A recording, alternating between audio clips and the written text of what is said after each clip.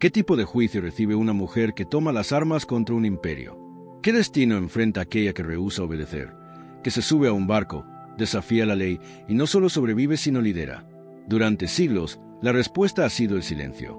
Un silencio denso, estratégico, brutal. Uno que no solo calla, sino que borra. Las mujeres piratas existieron. Pelearon, robaron, navegaron, mandaron y luego desaparecieron. Pero no en el mar. Desaparecieron de los libros, de las leyendas, de la memoria. Las capturaron y las castigaron. No por piratas, sino por mujeres. Este vídeo no es una historia de romance pirata ni de aventuras en alta mar. Es una autopsia de la violencia legal, simbólica y física que enfrentaron las mujeres que osaron desafiar el orden imperial desde el puente de una nave. Lo que les ocurrió tras su captura es una historia enterrada, y desenterrarla es una forma de justicia. En la llamada Edad Dorada de la piratería, entre 1650 y 1730, los océanos eran campos de batalla comerciales y militares. Imperios enteros dependían del control marítimo para sostener su poder. Y en medio de esa lucha, surgieron mujeres que no aceptaron el destino que se les había impuesto en tierra. Tomaron el timón, el sable y el riesgo. Anne Bonny, Mary Read, Rachel Wall, Jean de Clisson, Maria Cobham, algunas con nombres registrados. Otras, apenas mencionadas por cronistas enemigos.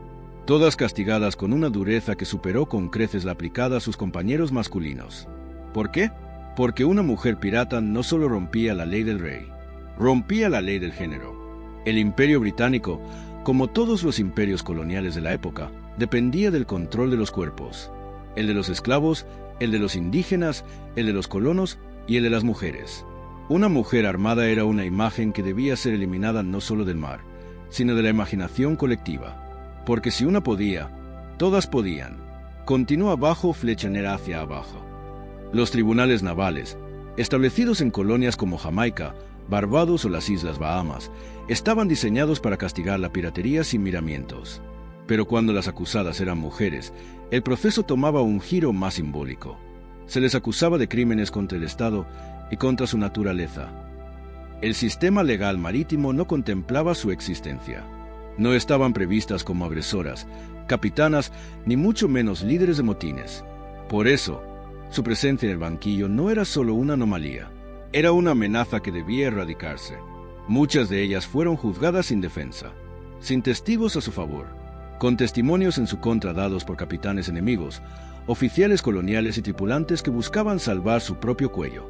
Los juicios eran breves, las sentencias inevitables, la muerte frecuente. Pero no siempre fue así. A veces, el castigo fue más insidioso. Algunas fueron condenadas a frotamiento, una forma de tortura pública que combinaba humillación y sufrimiento físico. Otras fueron vendidas como esclavas en los puertos del Caribe, o entregadas como concubinas a funcionarios coloniales. Algunas simplemente desaparecieron en cárceles flotantes, esas naves ancladas que eran cementerios en vida. El archivo histórico no es neutral. Lo que falta en los libros no es ignorancia, es voluntad. Las mujeres piratas no fueron omitidas por accidente. Fueron borradas con intención.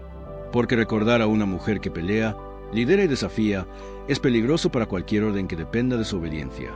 Y aún más cuando esa mujer no pide permiso, no se disculpa y no se detiene. Este video busca hacer lo que la historia no hizo.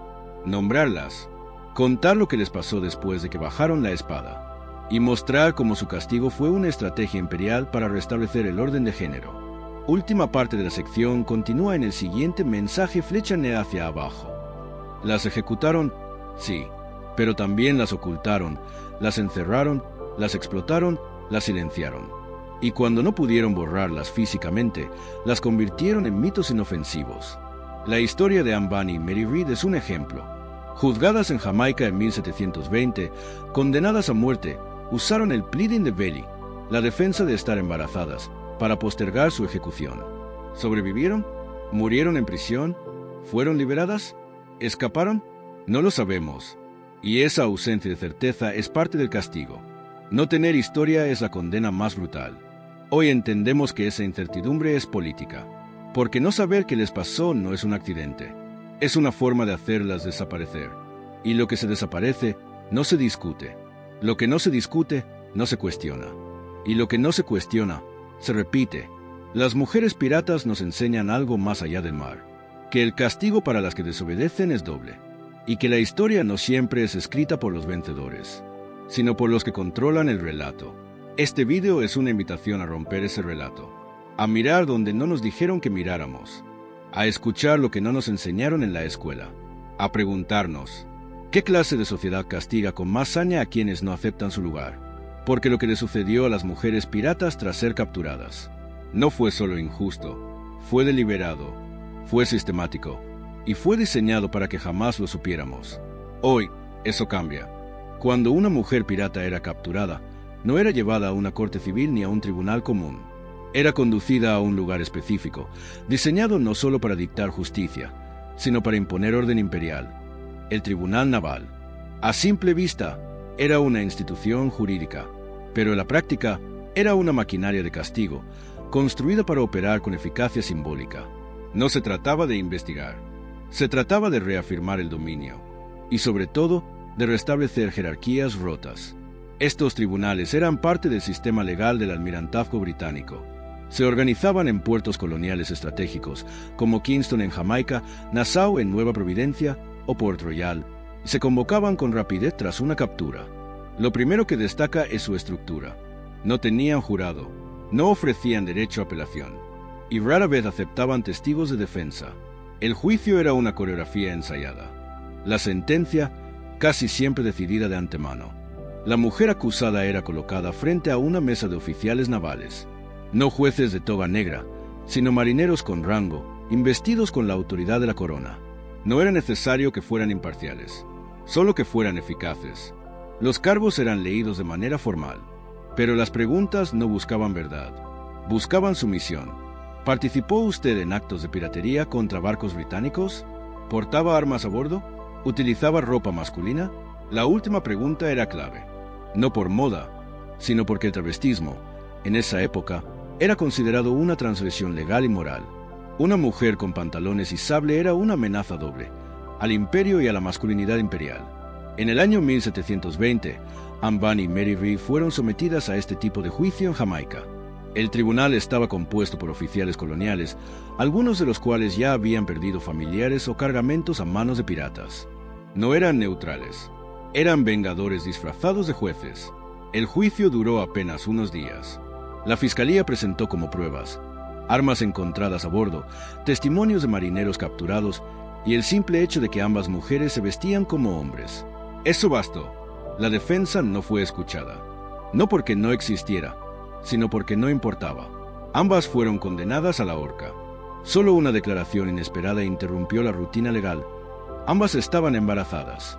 Según la ley británica, no se podía ejecutar a una mujer encinta, así que se pospuso su muerte. Pero lo que parece misericordia es, en realidad, un reflejo de lo profundo del control patriarcal. La única defensa válida para una mujer era su capacidad de procrear, no su humanidad, no su historia, su útero. Este tipo de tribunal no buscaba justicia, buscaba escarmiento. El simbolismo era claro. El Estado no solo castigaba la transgresión legal, sino la moral, la sexual, la simbólica. Una mujer con poder debía ser desmontada ante los ojos del pueblo. Y por eso, estos juicios eran públicos. Se celebraban en grandes salas de audiencias coloniales, con espectadores, con prensa, con cartas enviadas a Londres detallando la condena. La presencia de mujeres en estos tribunales no solo desafiaba el rol esperado del criminal, sino también el del ciudadano. Una mujer no era considerada una agente legal plena. Por eso, juzgarla como pirata implicaba reconocer su agencia y luego castigarla por ejercerla. Los documentos legales del almirantazgo no estaban preparados para ellas. No existían formularios específicos para pirata femenina. Las actas debían adaptarse, forzadamente. A veces eran catalogadas como disfrazadas de hombres. Otras, simplemente como prostitutas armadas. La definición legal era difusa, pero el castigo era claro. Además del juicio formal, existía el juicio social. Los panfletos, los grabados, los periódicos coloniales se deleitaban describiendo sus apariencias, sus gestos, sus desviaciones. El relato era siempre el mismo. Una mujer que había salido de su lugar y que por eso merecía ser devuelta, viva o muerta. Esto revela una verdad incómoda. El sistema judicial colonial no era ciego. Veía con claridad el género del acusado y ajustaba la severidad en consecuencia. Para una mujer no bastaba con ser culpable. Había que ser ejemplarmente destruida, porque su sola existencia era una grieta en el relato imperial. Los tribunales navales no solo dictaban sentencias, reescribían el orden, y lo hacían con sangre, tinta y fuego. Las colonias eran más que territorios de explotación, eran laboratorios de control social, y los tribunales navales eran sus herramientas más afinadas. En ciudades portuarias como Port Royal, Nassau o Kingston, los juicios a piratas eran eventos. Se anunciaban en plazas, se invitaba a los ciudadanos. A veces incluso se retrasaban para asegurar una mayor asistencia. Todo debía servir a un propósito: mostrar que el imperio tenía el control incluso sobre el caos del mar. Las mujeres piratas, cuando eran juzgadas públicamente, eran convertidas en símbolos. Se las colocaba en el estrado con ropas rasgadas, sin defensa legal, rodeadas de marineros, curas y cronistas. Cada palabra que pronunciaban era transcrita, cada lágrima registrada, cada gesto convertido en lección moral. Y si no hablaban, mejor. El silencio era interpretado como admisión de culpa, el miedo como confirmación de debilidad. El objetivo no era comprender por qué una mujer se convertía en pirata, sino evitar que otras pensaran siquiera en intentarlo. Por eso los castigos eran teatrales, las sentencias coreografiadas, los verdugos entrenados no solo para matar, sino para educar con la muerte. Y lo más simbólico, tras el juicio, los cuerpos no eran devueltos a sus familias. Eran colgados en puertos, lanzados al mar o simplemente ocultados, porque incluso su cadáver representaba un riesgo. Pero los tribunales navales no solo funcionaban como mecanismos de castigo individual, eran engranajes de una maquinaria de orden imperial. Cada juicio reforzaba la narrativa de civilización contra barbarie, de ley contra caos. Y cuando la acusada era una mujer, esa narrativa se multiplicaba en significado. Era la civilización contra la anarquía femenina, la ley contra el desorden de género, el imperio contra la osadía del cuerpo rebelde. En documentos del almirantazgo es común encontrar frases como: no se comporta como una mujer debería, indócil e impertinente, no expresó remordimiento. Estas no eran descripciones legales, eran juicios morales disfrazados de procedimiento. El objetivo era claro: que la audiencia, tanto presente como lejana, entendiera que esas mujeres no eran ejemplos, sino advertencias. Por eso, los testimonios eran seleccionados con cuidado. Los más escandalosos, los más humillantes, eran los preferidos. No importaba si eran ciertos, importaba que funcionaran.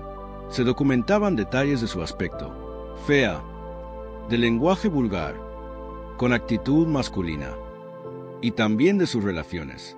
Concubina de piratas, engañaba a hombres, usaba su cuerpo para seducir y traicionar. Estas descripciones no eran neutrales, eran estrategias. Los cronistas sabían que al degradar a las mujeres acusadas, degradaban también su causa, y al convertirlas en monstruos, nadie tendría interés en defenderlas. Pero detrás de ese teatro legal había cuerpos reales, cuerpos que habían vivido en cubierta, que habían peleado en abordajes, que habían comido la misma ración de sal y pan duro que los hombres. Cuerpos que muchas veces habían sido violados, marcados, castigados, y aún así, se habían mantenido firmes. El tribunal no solo juzgaba crímenes, juzgaba coraje, y ese coraje era intolerable. Por eso, a veces, incluso cuando no se podía probar la piratería, se inventaban otros cargos: insubordinación, disfraz, conducta inmoral. Cualquier excusa bastaba para castigar, porque el castigo era el fin, no el medio. En el caso de mujeres indígenas o negras, la situación era aún peor. Ni siquiera se las consideraba sujetas legales. Se las juzgaba de forma sumaria, muchas veces sin juicio formal. Los castigos eran impuestos por capitanes coloniales sin rendir cuentas a la metrópoli. En estos casos, la ley no se aplicaba, se ejecutaba, y el castigo variaba según el contexto. En algunos casos, trabajos forzados; en otros, venta como esclavas; en los peores, muerte pública sin registro. La ausencia de nombre en los documentos es una sentencia doble. No solo eran castigadas, eran olvidadas, pero su olvido no es definitivo. Los registros coloniales, aunque incompletos, guardan pistas, listas de pasajeros, inventarios de esclavos, cartas de capitanes, y en ellos aparecen frases como mujer encontrada armada a bordo, negra, agresiva, tomada con sable, hembra disfrazada entre los amotinados. Esas frases son grietas en el muro del olvido, y desde esas grietas podemos reconstruir. Lo que revelan estos juicios es que el poder teme a lo inesperado, y pocas cosas eran tan inesperadas como una mujer con coraje. Por eso, la ley fue adaptada, torcida, reescrita para hacerla encajar en el castigo. Porque si el derecho no alcanza, se inventa. Y si la historia no justifica la pena, se fabrica. A pesar de todo, algunas de estas mujeres se defendieron. Hablaron, gritaron, se negaron a aceptar su destino en silencio. Una carta de 1712, escrita desde la prisión de Port Royal, relata: no me arrepiento, fui libre, por un tiempo, más libre de lo que nunca me dejaron ser en tierra. Esas palabras no llegaron a los libros, pero sobrevivieron, y son, hoy, testimonio y herida. Al final, la función del tribunal no era evitar la piratería, era reforzar el miedo a que más mujeres se atrevieran, el miedo a perder el control, el miedo a que el mar, como símbolo de libertad, contaminara la tierra con ideas de igualdad. Y por eso, los juicios eran solo el principio. Después venía el espectáculo del castigo, y después el silencio, un silencio construido con burocracia, con desinformación, con muerte sin nombre. Hoy, ese silencio se rompe, y lo que surge es la verdad incómoda, que la justicia del imperio no era justicia, era venganza, era control, era una advertencia, y cada mujer juzgada en esos tribunales navales fue, en realidad, una heroína que el poder no pudo tolerar. El impacto de estos tribunales no se limitó al momento del juicio, se extendía mucho más allá, en el tiempo y en la cultura. Los panfletos impresos con los veredictos eran enviados a Londres, reproducidos en periódicos y leídos en cafés y tabernas. El público inglés, que muchas veces nunca había visto una mujer pirata en su vida, se formaba una idea de ellas a través de relatos sensacionalistas y distorsionados. Así nacieron los mitos, y así se sepultaron las verdades. En estas historias, las mujeres piratas no eran guerreras, eran seductoras salvajes, no eran estrategas, eran monstruos disfrazados. La narrativa repetía una fórmula eficaz: una mujer que abandona su lugar merece la muerte, y esa muerte debe ser pública, didáctica y sin redención. Así, la cultura reforzaba lo que la ley imponía. Una mujer libre es un peligro. Una mujer armada es un enemigo. Una mujer pirata es un virus. Por eso, cuando eran ejecutadas, no se les permitía palabras finales largas. Lo que dijeran debía ser breve, preferiblemente arrepentido. Y si no lo era, era ignorado. Algunos cronistas mencionan que Mary Read murió con una mirada firme, sin derramar lágrimas. Otros dicen que Ambani, antes de ser llevada al calabozo, gritó a su verdugo: preferiría morir peleando que vivir de rodillas. Estas frases no aparecen en los registros oficiales. Circulan por cartas privadas, diarios, anotaciones marginales, porque lo que empodera, se censura. Los tribunales, por tanto, no solo fueron lugares de muerte, fueron centros de propaganda. Cada ejecución reforzaba una imagen, cada juicio, una pedagogía del miedo. En el fondo, el verdadero crimen de estas mujeres no fue robar oro ni tomar barcos, fue vivir como si fueran libres. Y eso, para el imperio, era imperdonable. Los testimonios modernos, reconstruidos por historiadores, muestran que muchas de estas mujeres no tenían opción. Algunas escapaban de matrimonio forzado, otras de la pobreza extrema, otras de la esclavitud.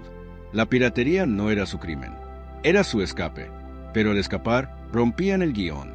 Y eso fue lo que las llevó al tribunal. La ironía es brutal. Hombres que habían saqueado, violado y asesinado en nombre del rey eran perdonados, incluso premiados, si lo hacían bajo una bandera legal. Mujeres que luchaban por sobrevivir eran colgadas por alterar el orden. Este doble estándar legal estaba tan institucionalizado que ni siquiera se cuestionaba. La ley se aplicaba según el cuerpo que la enfrentara. Y los cuerpos femeninos eran cuerpos para dominar, no para rebelarse. En algunos raros casos, las mujeres lograban escapar del castigo, no por justicia, sino por conveniencia política o por redes de influencia. Algunas se casaban con oficiales, otras eran enviadas a conventos. Unas pocas desaparecían misteriosamente de los registros. Pero incluso esas excepciones eran producto del mismo sistema. Una mujer solo podía salvarse si aceptaba un nuevo sometimiento. Así, el ciclo se completaba. El tribunal juzgaba, castigaba o reinsertaba, pero siempre desde una lógica de control. Hoy, al revisar estos juicios, debemos hacer más que indignarnos. Debemos entender que el pasado no está muerto. Sus estructuras siguen presentes. Y el relato de las mujeres piratas nos ofrece un espejo incómodo pero necesario, porque lo que el tribunal naval intentó borrar es justo lo que debemos recordar. Capturar a una mujer pirata no terminaba con el juicio. Ahí comenzaba una segunda fase, la del castigo como advertencia, como espectáculo, como método de borrado. El imperio no solo quería justicia, quería escarmiento, y ese escarmiento debía ser visible, prolongado y ejemplar. En tierra, el castigo se ejecutaba con precisión ritual. Las mujeres eran llevadas a través de las ciudades coloniales en carros abiertos, esposadas, exhibidas. El pueblo se reunía no solo a mirar, sino a juzgar con gritos, piedras y burlas. La humillación era parte del protocolo, y esa humillación era de género. Las insultaban no como piratas, sino como mujeres que se creían hombres. En el Caribe británico, los castigos incluían la flagelación pública en plazas. Las autoridades utilizaban látigos conocidos como el cat, ninetals, 9 cuerdas con nudos o pedazos de metal, diseñados para arrancar piel. El número de latigazos se decidía según la gravedad moral del caso, y en mujeres, esa gravedad se medía por su desviación. Una mujer pirata que había liderado hombres era azotada más que una que simplemente había estado a bordo, una que había portado armas, más que una que solo robó. Y si había tenido relaciones sexuales fuera del matrimonio, el castigo se duplicaba. Pero no todos los castigos ocurrían en tierra firme. Muchos se aplicaban en el mar, en barcos prisión, fondeados frente a costas coloniales o británicas. Estos navíos eran usados para encerrar a quienes no merecían una ejecución inmediata, pero tampoco una segunda oportunidad. Eran cárceles improvisadas, oscuras, húmedas y saturadas de cuerpos. No tenían celdas individuales, ni baños, ni camas. Los prisioneros dormían en el suelo, compartiendo espacio con ratas, enfermedades y desesperación.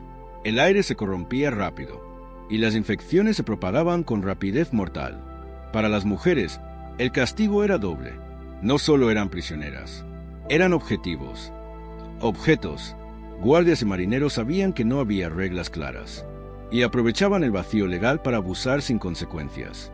Los registros hablan de mujeres castigadas por insubordinación o por escándalo. Pero lo que esconden esas frases es brutalidad sexual.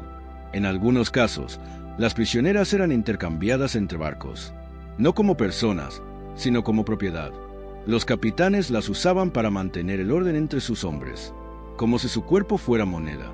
Las que sobrevivían a esta rutina no quedaban ilesas.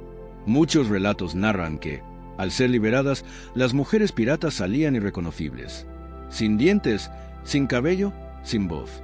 Pero también existía una forma más sutil de castigo, la desaparición documental. Muchas mujeres capturadas simplemente dejaban de existir en los archivos. No hay registro de su condena ni de su destino. Fueron tragadas por la maquinaria colonial como si nunca hubieran existido.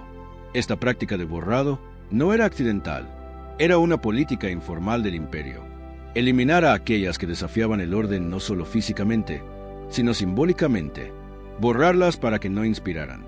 Por eso, cuando encontramos una mención en los márgenes de un diario naval o una entrada en un libro de ejecuciones, sabemos que estamos ante una sobreviviente del olvido, porque incluso muertas eran vistas como amenazas.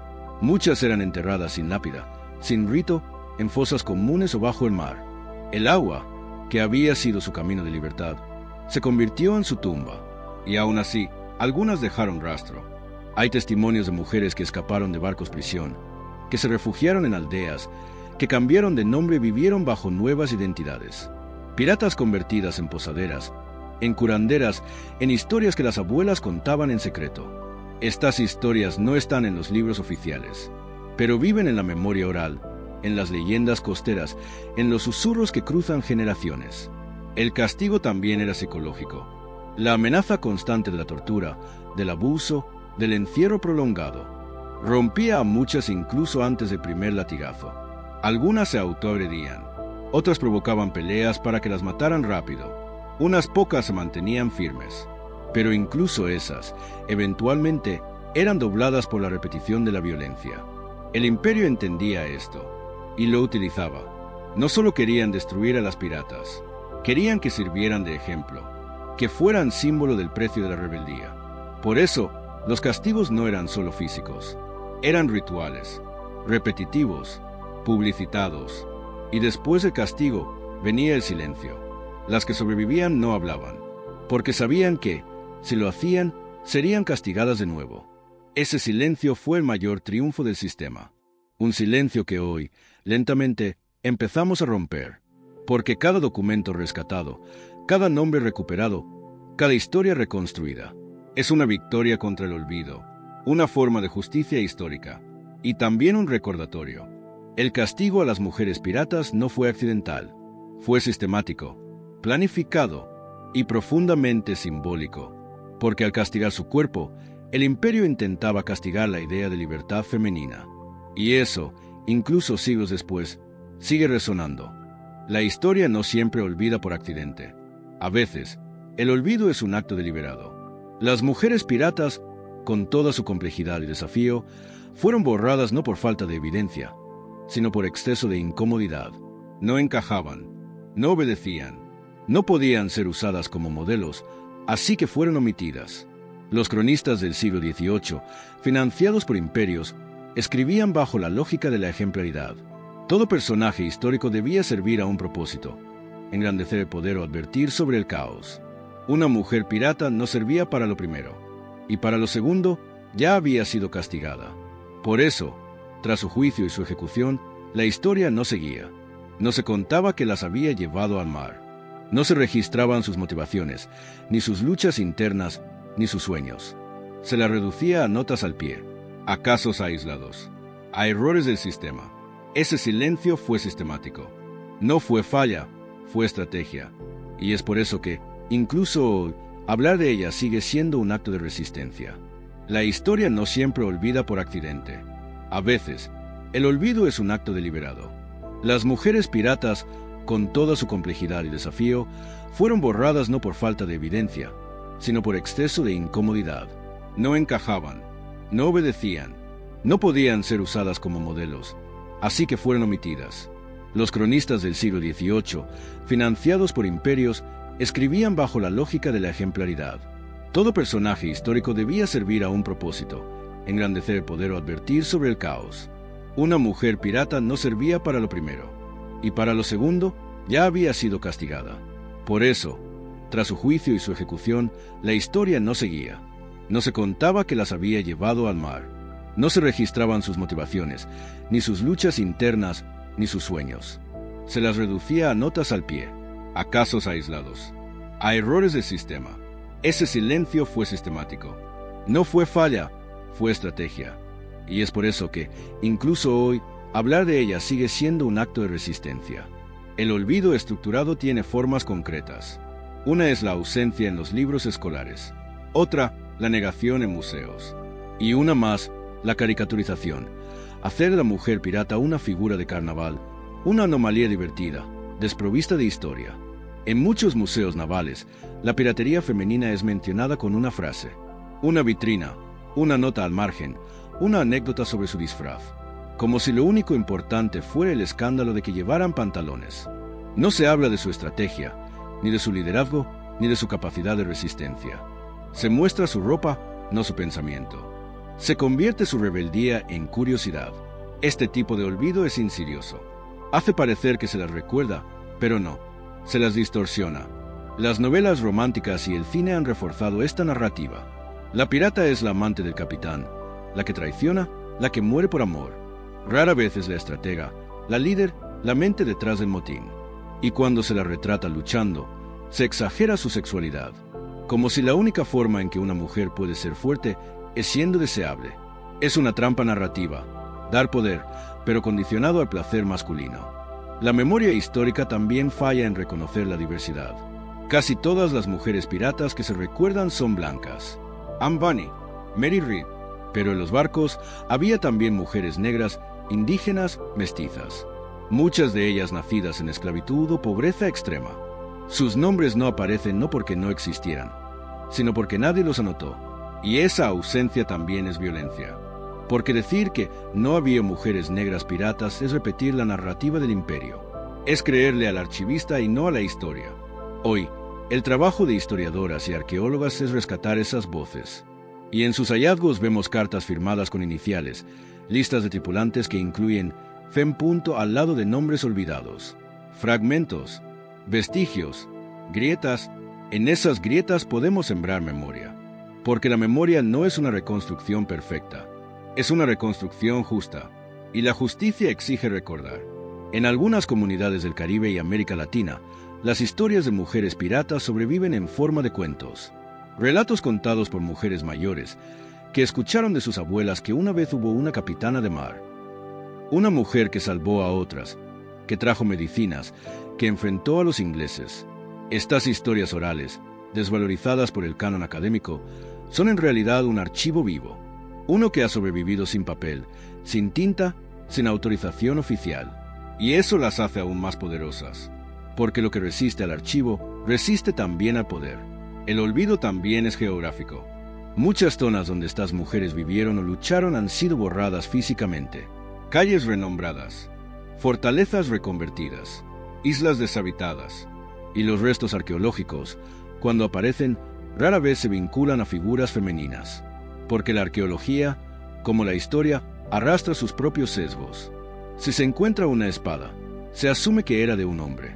Si se encuentra una prenda femenina, se asume que era de una prisionera, no de una líder. Cambiar esa lectura exige cambiar el lente, y cambiar el lente exige cambiar la intención. ¿Por qué es importante recuperar estas historias? Porque lo que no se recuerda, se repite, y lo que no se nombra, no existe. Nombrar a estas mujeres es devolverles agencia, es decir, no fueron errores del sistema, fueron víctimas de un sistema que no toleraba su libertad, y al mismo tiempo, fueron símbolos de lo que es posible cuando se desobedece. El silencio que rodeó su historia fue útil para los imperios. Hoy, romper ese silencio debe ser útil para la justicia. Una justicia que no condena, sino que reconoce, que no castiga, sino que honra, y que dice claramente, estas mujeres vivieron, pelearon, resistieron, y merecen ser recordadas no por cómo murieron, sino por cómo vivieron. Las mujeres piratas no solo desafían el pasado, también interpelan el presente, porque aunque el imperio intentó enterrarlas en el silencio, el tiempo ha comenzado a rescatarlas, no como mitos, sino como símbolos, no como anécdotas, sino como parte activa de la historia. Durante siglos, las historias de Anne Banny y Mary Read fueron las únicas que sobrevivieron al canon, y aún así, muchas veces narradas desde la fantasía, el morbo o la exageración. Se hablaba de su ropa, de su belleza, de su relación con Calico Jack, pero poco se decía de sus habilidades de combate, de su liderazgo, de su inteligencia. Ese sesgo no era casual. Era una continuación del castigo, transformar a la pirata en objeto de deseo o en curiosidad grotesca, nunca en protagonista. Hoy, eso está cambiando. Gracias a historiadoras, escritoras y creadoras de contenido, estamos presenciando un proceso de reconstrucción, uno que busca devolver a estas mujeres su complejidad, su agencia, su verdad. Libros, documentales, tesis universitarias y ficciones históricas están recuperando sus nombres. Y también están preguntando por los que faltan. Porque si conocemos a Banny Read, ¿cuántas más hubo? ¿Dónde están las mujeres negras, mestizas, indígenas que también se rebelaron contra el orden marítimo? Parte del trabajo contemporáneo consiste en rastrear huellas. Un nombre mal escrito en un manifiesto, una mención en una carta naval, un cuerpo enterrado sin registro en una isla olvidada. Es un trabajo de arqueología de la memoria y también de justicia simbólica, porque al reconstruir la historia de estas mujeres, no solo las dignificamos a ellas, también desafiamos los relatos oficiales y mostramos que la historia no es fija, es una construcción, y como toda construcción, puede repararse. Hoy, movimientos feministas y anticoloniales encuentran en las mujeres piratas una inspiración poderosa, no porque fueran perfectas, sino porque fueron posibles. Ellas demuestran que incluso en los contextos más hostiles, existieron mujeres que se negaron a obedecer, que cruzaron límites, que tomaron el control del timón, literal y simbólicamente. Ese acto, en sí mismo, es revolucionario, y por eso importa rescatarlo. También importa cómo se lo rescata. No se trata de convertir a las mujeres piratas en heroínas sin mancha, sino en seres humanos complejos, con luces, sombras, contradicciones. Solo así pueden dialogar con nosotros, hoy. El legado de estas mujeres no vive solo en los museos o en las bibliotecas. Vive en quienes la recuerdan, en quienes escriben sobre ellas, en quienes hacen tatuajes con su rostro, en quienes nombran a sus hijas en su honor. Porque recordar no es solo un acto intelectual, es un acto emocional y también político. En una época donde el control sobre los cuerpos, las voces y los territorios sigue siendo tema de lucha, recordar a quienes se enfrentaron al control es un gesto de resistencia. Las mujeres piratas no fueron un accidente, fueron una respuesta feroz, a veces violenta, a un mundo que las excluía. Y su existencia sigue diciéndonos algo, que la libertad, aunque peligrosa, es posible, que la desobediencia, aunque castigada, deja huella, y que el mar, aunque profundo, no olvida. Las mujeres piratas no solo desafían el pasado, también interpelan el presente, porque aunque el imperio intentó enterrarlas en el silencio, el tiempo ha comenzado a rescatarlas, no como mitos, sino como símbolos, no como anécdotas, sino como parte activa de la historia.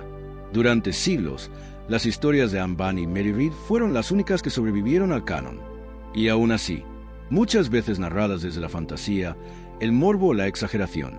Se hablaba de su ropa, de su belleza, de su relación con Calico Jack, pero poco se decía de sus habilidades de combate, de su liderazgo, de su inteligencia.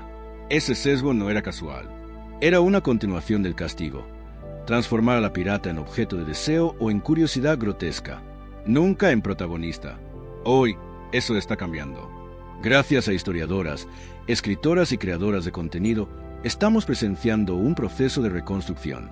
Uno que busca devolver a estas mujeres su complejidad, su agencia, su verdad. Libros, documentales, tesis universitarias y ficciones históricas están recuperando sus nombres. Y también están preguntando por los que faltan. Porque si conocemos a Bonny Read, ¿cuántas más hubo? ¿Dónde están las mujeres negras, mestizas, indígenas que también se rebelaron contra el orden marítimo?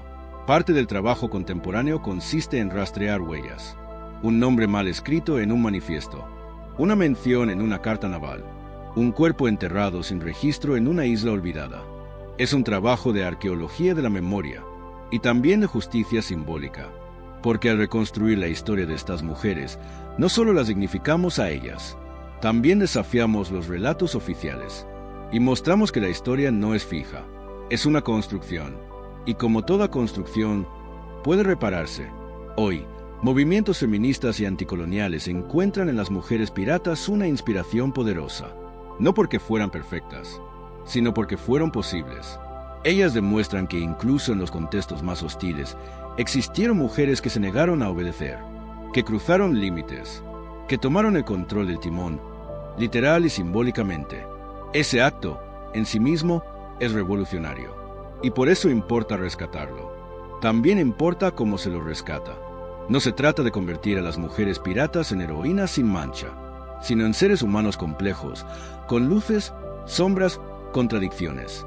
Solo así pueden dialogar con nosotros, hoy. El legado de estas mujeres no vive solo en los museos o en las bibliotecas. Vive en quienes la recuerdan, en quienes escriben sobre ellas, en quienes hacen tatuajes con su rostro, en quienes nombran a sus hijas en su honor. Porque recordar no es solo un acto intelectual, es un acto emocional y también político. En una época donde el control sobre los cuerpos, las voces y los territorios sigue siendo tema de lucha, recordar a quienes se enfrentaron al control es un gesto de resistencia. Las mujeres piratas no fueron un accidente, fueron una respuesta feroz, a veces violenta, a un mundo que las excluía. Y su existencia sigue diciéndonos algo, que la libertad, aunque peligrosa, es posible, que la desobediencia, aunque castigada, deja huella, y que el mar, aunque profundo, no olvida. ¿Qué recordamos cuando hablamos de historia? ¿Y a quién dejamos fuera? Las mujeres piratas con sus vidas interrumpidas y sus historias fragmentadas, nos obligan a replantearnos esas preguntas. No son solo un capítulo oculto, son una herida abierta en la forma en que contamos el pasado. Nos enseñaron que los protagonistas eran hombres, que la conquista era masculina, que la navegación, la guerra y la rebeldía no eran territorios femeninos. Y sin embargo, ahí estaban ellas, navegando, luchando, resistiendo, a veces como capitanas, otras como tripulantes, algunas incluso disfrazadas, pero siempre presentes y siempre incómodas para el poder. Porque una mujer con espada no solo desafía al enemigo, desafía la norma, y ese desafío sigue siendo vigente. Hoy, al hablar de ellas, no solo hacemos memoria, hacemos justicia, y en esa justicia hay una pregunta fundamental. ¿A quién sirve el olvido? El olvido no es neutral. El olvido favorece al poder. El olvido perpetúa jerarquías. El olvido es una forma de control. Por eso, rescatar estas historias no es un acto nostálgico, es una acción política. Al nombrarlas, decimos, existieron. Al narrarlas, decimos, importaron. Al recordarlas, decimos, no serán borradas otra vez. Y es aquí donde entras tú. Porque esta historia ya no solo está en manos de académicos, está en la voz de quien la escucha, en la mente de quien la imagina, en el corazón de quien la comparte. Tú puedes ser parte de esa reconstrucción. ¿Cómo? Preguntándote, ¿a quién más ha olvidado la historia? ¿Qué otras voces han sido silenciadas? ¿Y qué papel juegas tú a perpetuar ese silencio o al romperlo? También puedes ser parte de la resistencia a través del arte, del lenguaje, de la educación. Puedes escribir, puedes enseñar, puedes crear, porque la memoria no necesita permisos. Y cada historia contada es una semilla contra el olvido. Así que hoy, cuando mires el mar, piensa en ellas, en las que cruzaron océanos sin mapa, en las que se rebelaron sin permiso, en las que lucharon incluso cuando sabían que no serían recordadas. Y pregúntate, ¿qué harías tú si también te quisieran borrar? La historia no está cerrada, todavía se está escribiendo, y tú tienes la pluma. Si esta historia te conmovió, si te hizo pensar, si te hizo dudar, comparte este video, deja tu comentario, haz que estas voces lleguen más lejos. Y no olvides suscribirte al canal para más contenidos que rescatan las historias que el poder quiso borrar, porque mientras haya quien recuerde, ellas seguirán navegando. Cuando pensamos en una mujer pirata, ¿qué imagen nos viene a la cabeza?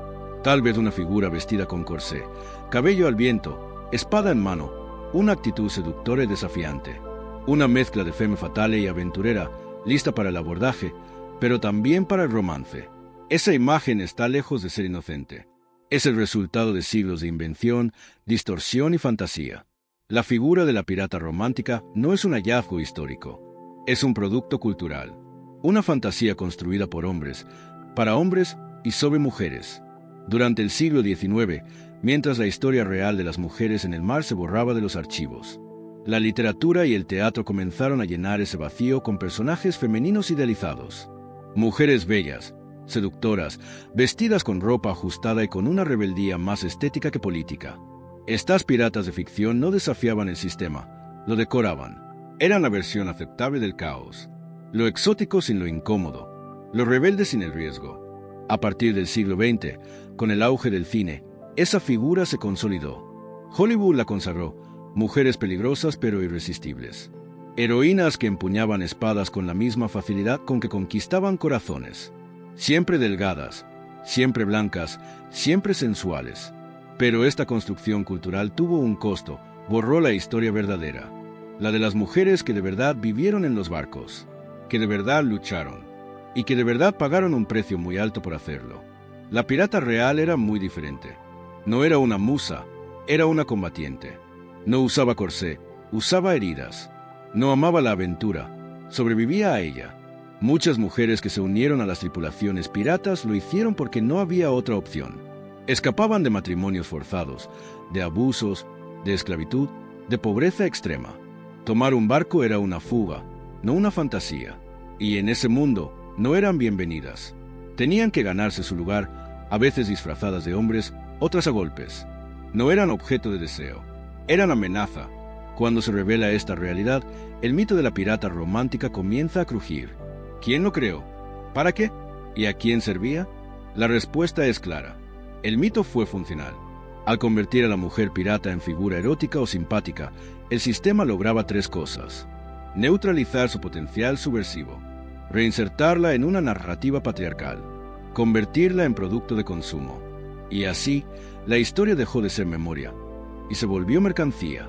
No es casual que casi todas las mujeres piratas en la ficción sean jóvenes, bellas, sensuales. Eso no es una coincidencia, es una elección, una que responde a un patrón cultural profundo.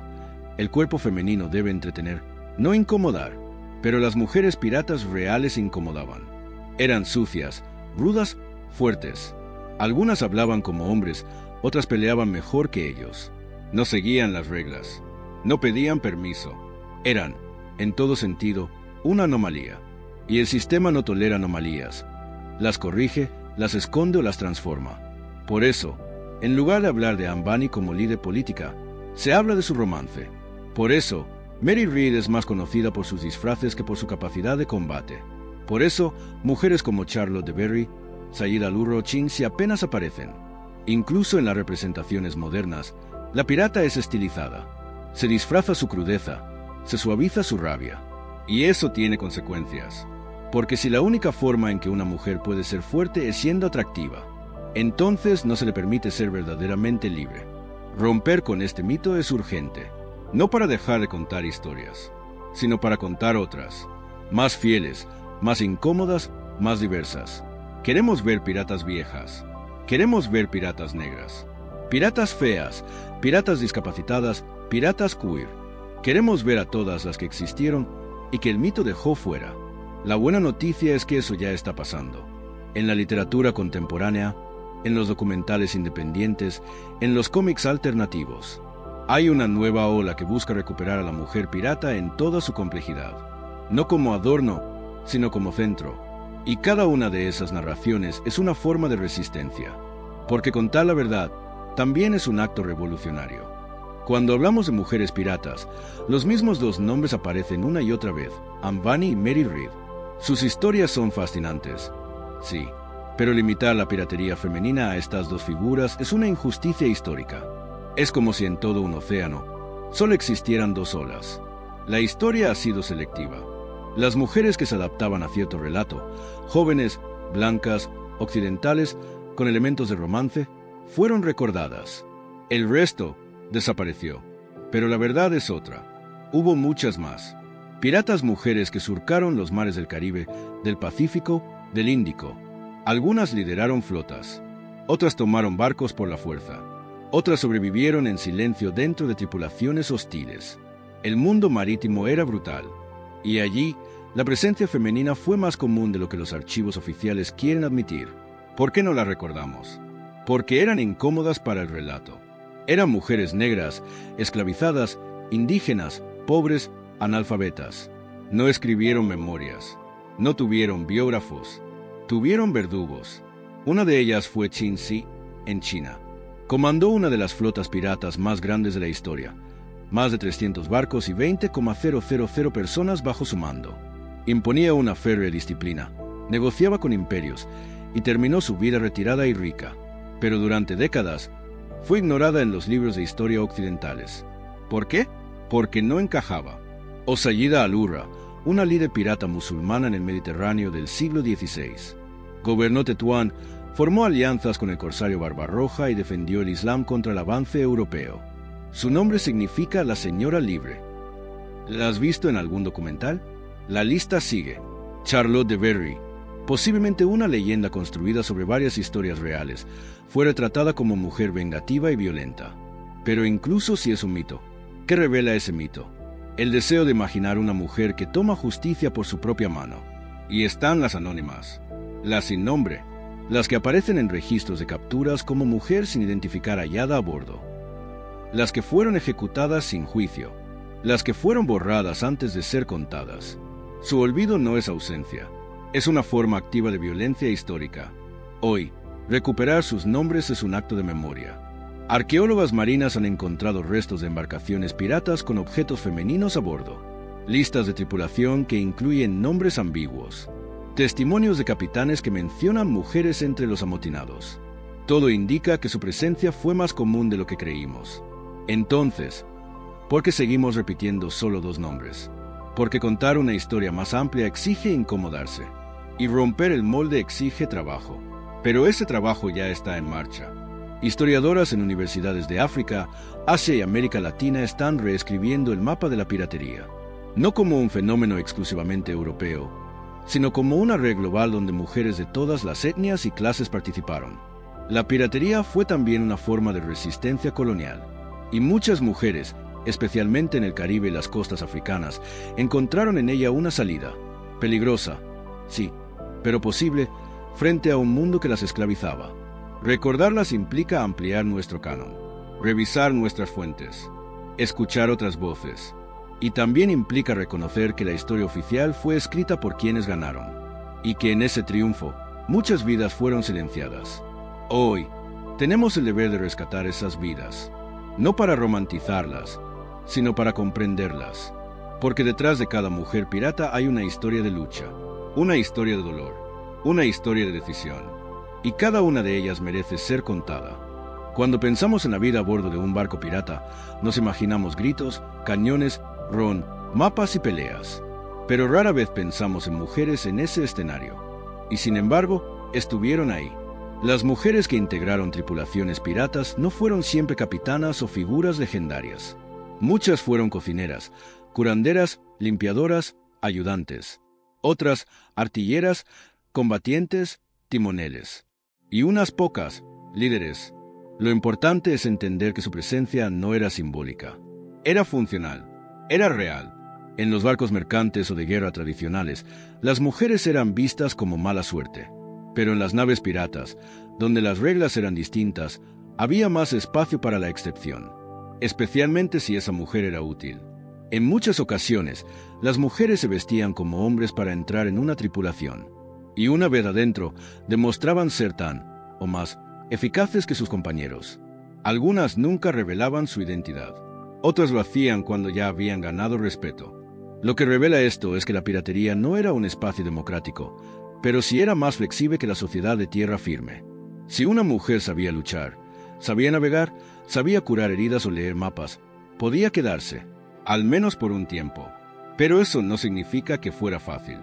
El machismo, la violencia y la discriminación seguían presentes. Muchas eran agredidas, acosadas o usadas como moneda de cambio. Otras lograban evitar esos destinos por su fuerza, por su astucia o por la complicidad de otros tripulantes. Los barcos piratas eran jerárquicos, pero sus jerarquías eran móviles. El capitán era elegido por votación. Los botines se repartían según acuerdos internos, y quienes no cumplían las reglas podían ser expulsados o ejecutados. En ese contexto, una mujer que demostrara su valía podía subir posiciones. Pocas lo lograban, pero no era imposible. Hay relatos de mujeres que comandaban turnos de vigilancia, que organizaban los ataques o que controlaban las provisiones. Sus roles no eran solo de servicio, también eran estratégicos. En muchos casos, su presencia implicaba cambios en la convivencia. Algunos barcos prohibían las relaciones sexuales, otros las permitían bajo normas estrictas. Todo esto demuestra algo clave. La piratería femenina no fue solo una excepción, fue parte del sistema. Un sistema ilegal, brutal y contradictorio, pero que, a su manera, ofrecía oportunidades que la tierra negaba.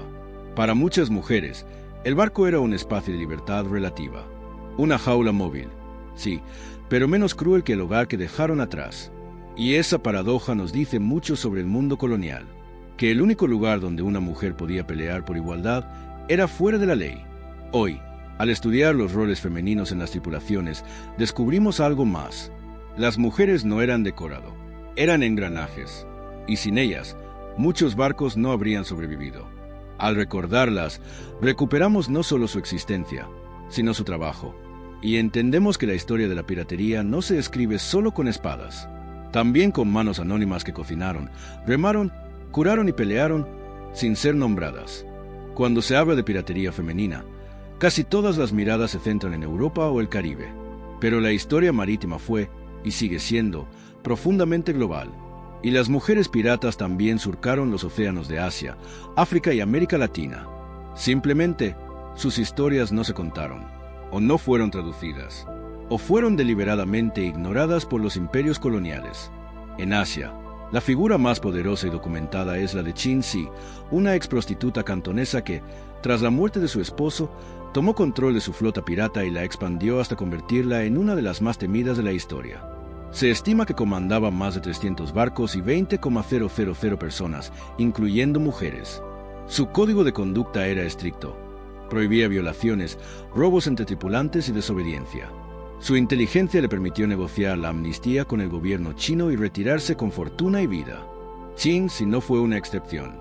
Hubo muchas otras mujeres asiáticas involucradas en actos de piratería o navegación no autorizada, especialmente en los siglos XVI al XIX. El mar del sur de China, las costas de Vietnam, Indonesia y Filipinas vieron circular a mujeres como contrabandistas, mensajeras y guerreras. En África, la piratería tomó formas distintas. En el Atlántico africano, donde los barcos esclavistas operaban con violencia brutal, hubo rebeliones que derivaron en actos de piratería. Mujeres esclavizadas que se apoderaban de los navíos, junto a otros prisioneros, y los redirigían. Sus nombres rara vez fueron registrados. Pero los relatos orales de muchas comunidades costeras recuerdan a figuras femeninas que lideraron fugas y saqueos. En las costas de Mareb, corsarias y aliadas de piratas bereberes desempeñaron roles políticos.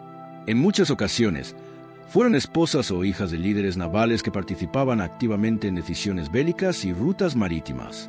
La historia oral africana recoge también figuras míticas de mujeres marinas con poderes sobrenaturales, muchas veces inspiradas en figuras reales de resistencia.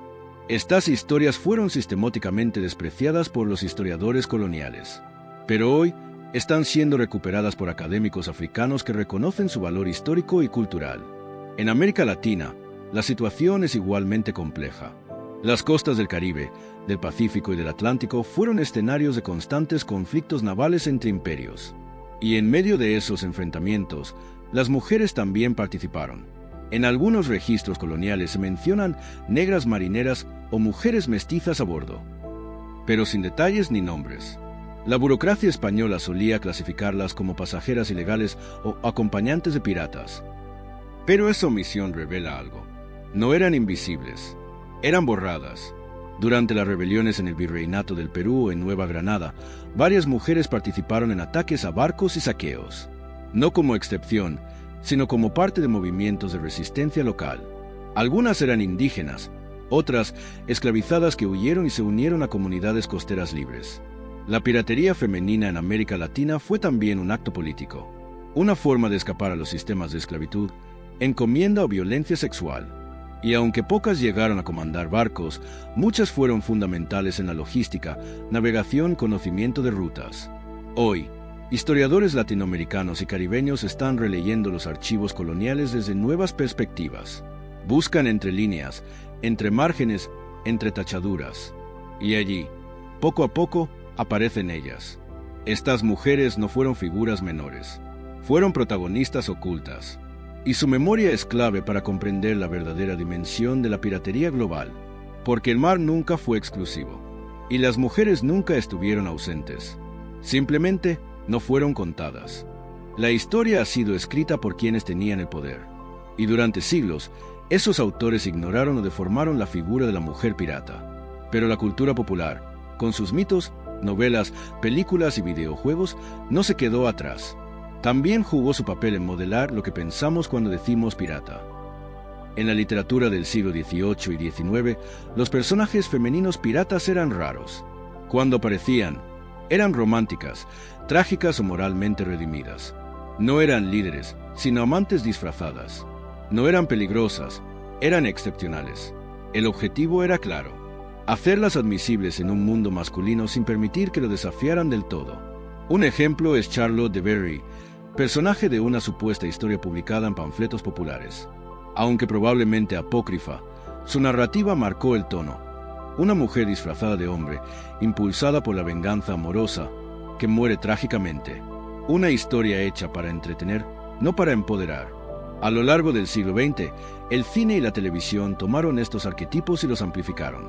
Películas como Cutthroat Island, 1995, presentaron a mujeres piratas como protagonistas, pero siempre bajo la lógica del espectáculo.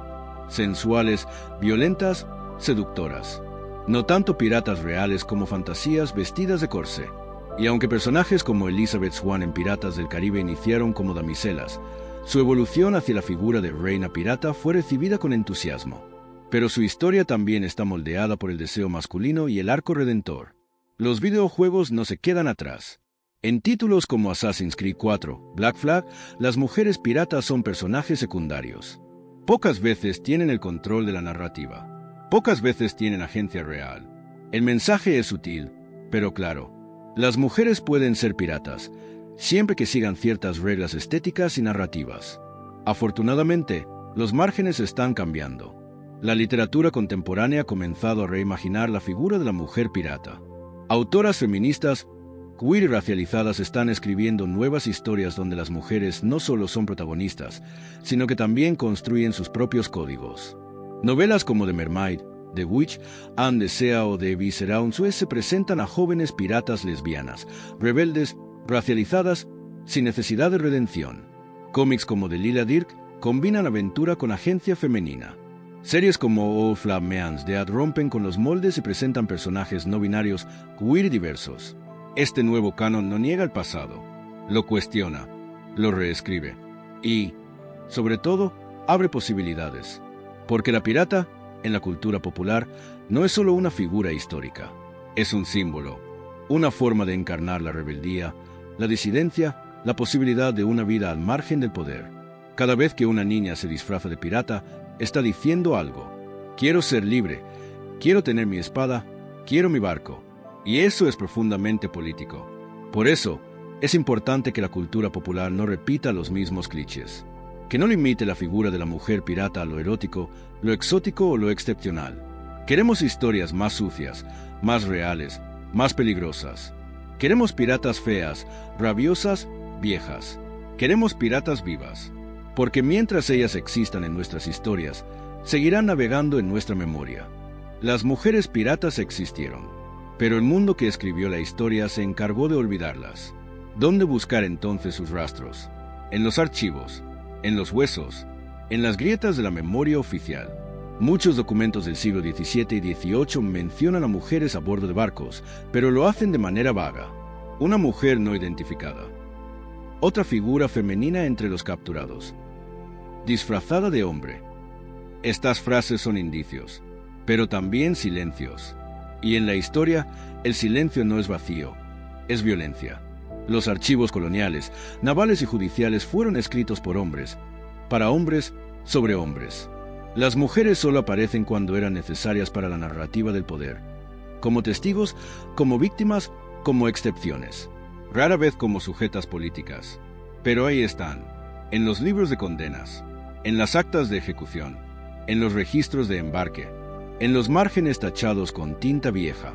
Las historiadoras feministas han desarrollado técnicas para leer esos márgenes, para entender qué significa una omisión, para reconocer que el anonimato femenino en los textos es, muchas veces, una forma de borrar su agencia. Y cuando el archivo no alcanza, entra la arqueología. En barcos hundidos en el Caribe y en el Atlántico, se han encontrado objetos personales que sugieren la presencia de mujeres. Peines, joyería rudimentaria, fragmentos de ropa femenina, trozos de cartas sin firma. ¿Evidencia definitiva? No siempre, pero sí pistas. La arqueología marítima ha demostrado que muchas de las ideas que teníamos sobre la vida pirata eran falsas. La presencia femenina no fue anecdótica, fue sistemática, solo que se escondía bajo capas de olvido. Y no solo eso. Los cementerios costeros, especialmente en islas coloniales, han revelado restos de mujeres enterradas con herramientas náuticas, monedas de diversas procedencias y señales de vida en el mar. La ciencia forense puede ahora reconstruir edades, hábitos, enfermedades, causas de muerte, y con ello abrir nuevas ventanas sobre cómo vivieron y cómo murieron. Pero aún falta mucho. La mayoría de los archivos sobre mujeres piratas están fragmentados, repartidos entre países, guardados en instituciones que no los han digitalizado ni contextualizado. Recuperar sus voces implica trabajo interdisciplinario. Historiadoras, arqueólogas, antropólogas, lingüistas, todas trabajan juntas. Y cada hallazgo, por pequeño que parezca, es un acto de justicia histórica.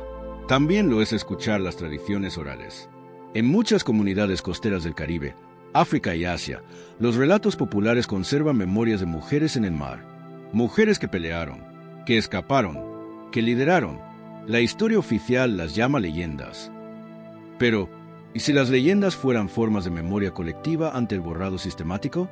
La recuperación de estas voces no es solo una cuestión académica, es política, es ética, porque al rescatarlas, reparamos, y al nombrarlas, devolvemos existencia.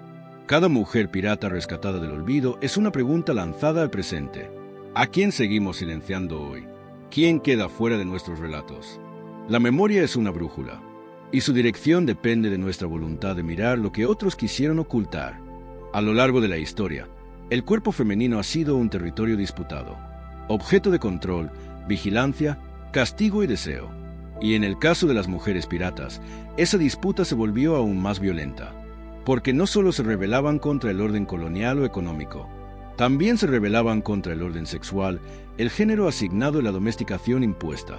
El cuerpo de una mujer en un barco pirata era un cuerpo fuera de lugar, un cuerpo en tránsito, un escándalo flotante. La sola presencia de una mujer en alta mar era vista como peligrosa. Según supersticiones marineras, traía mala suerte. Según las leyes navales, desestabilizaba la jerarquía.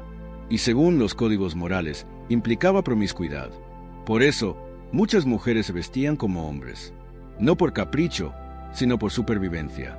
Esa disfrazada no era solo una estrategia física, era una forma de hackear el sistema.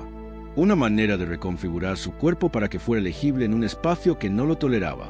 Pero incluso cuando eran descubiertas, su cuerpo seguía siendo el centro de atención. Los registros judiciales no hablan de sus ideas ni de sus hazañas. Hablan de su ropa, de su voz, de su manera de caminar. El juicio contra Ambani y Mary Read se detuvo cuando ambas reclamaron estar embarazadas.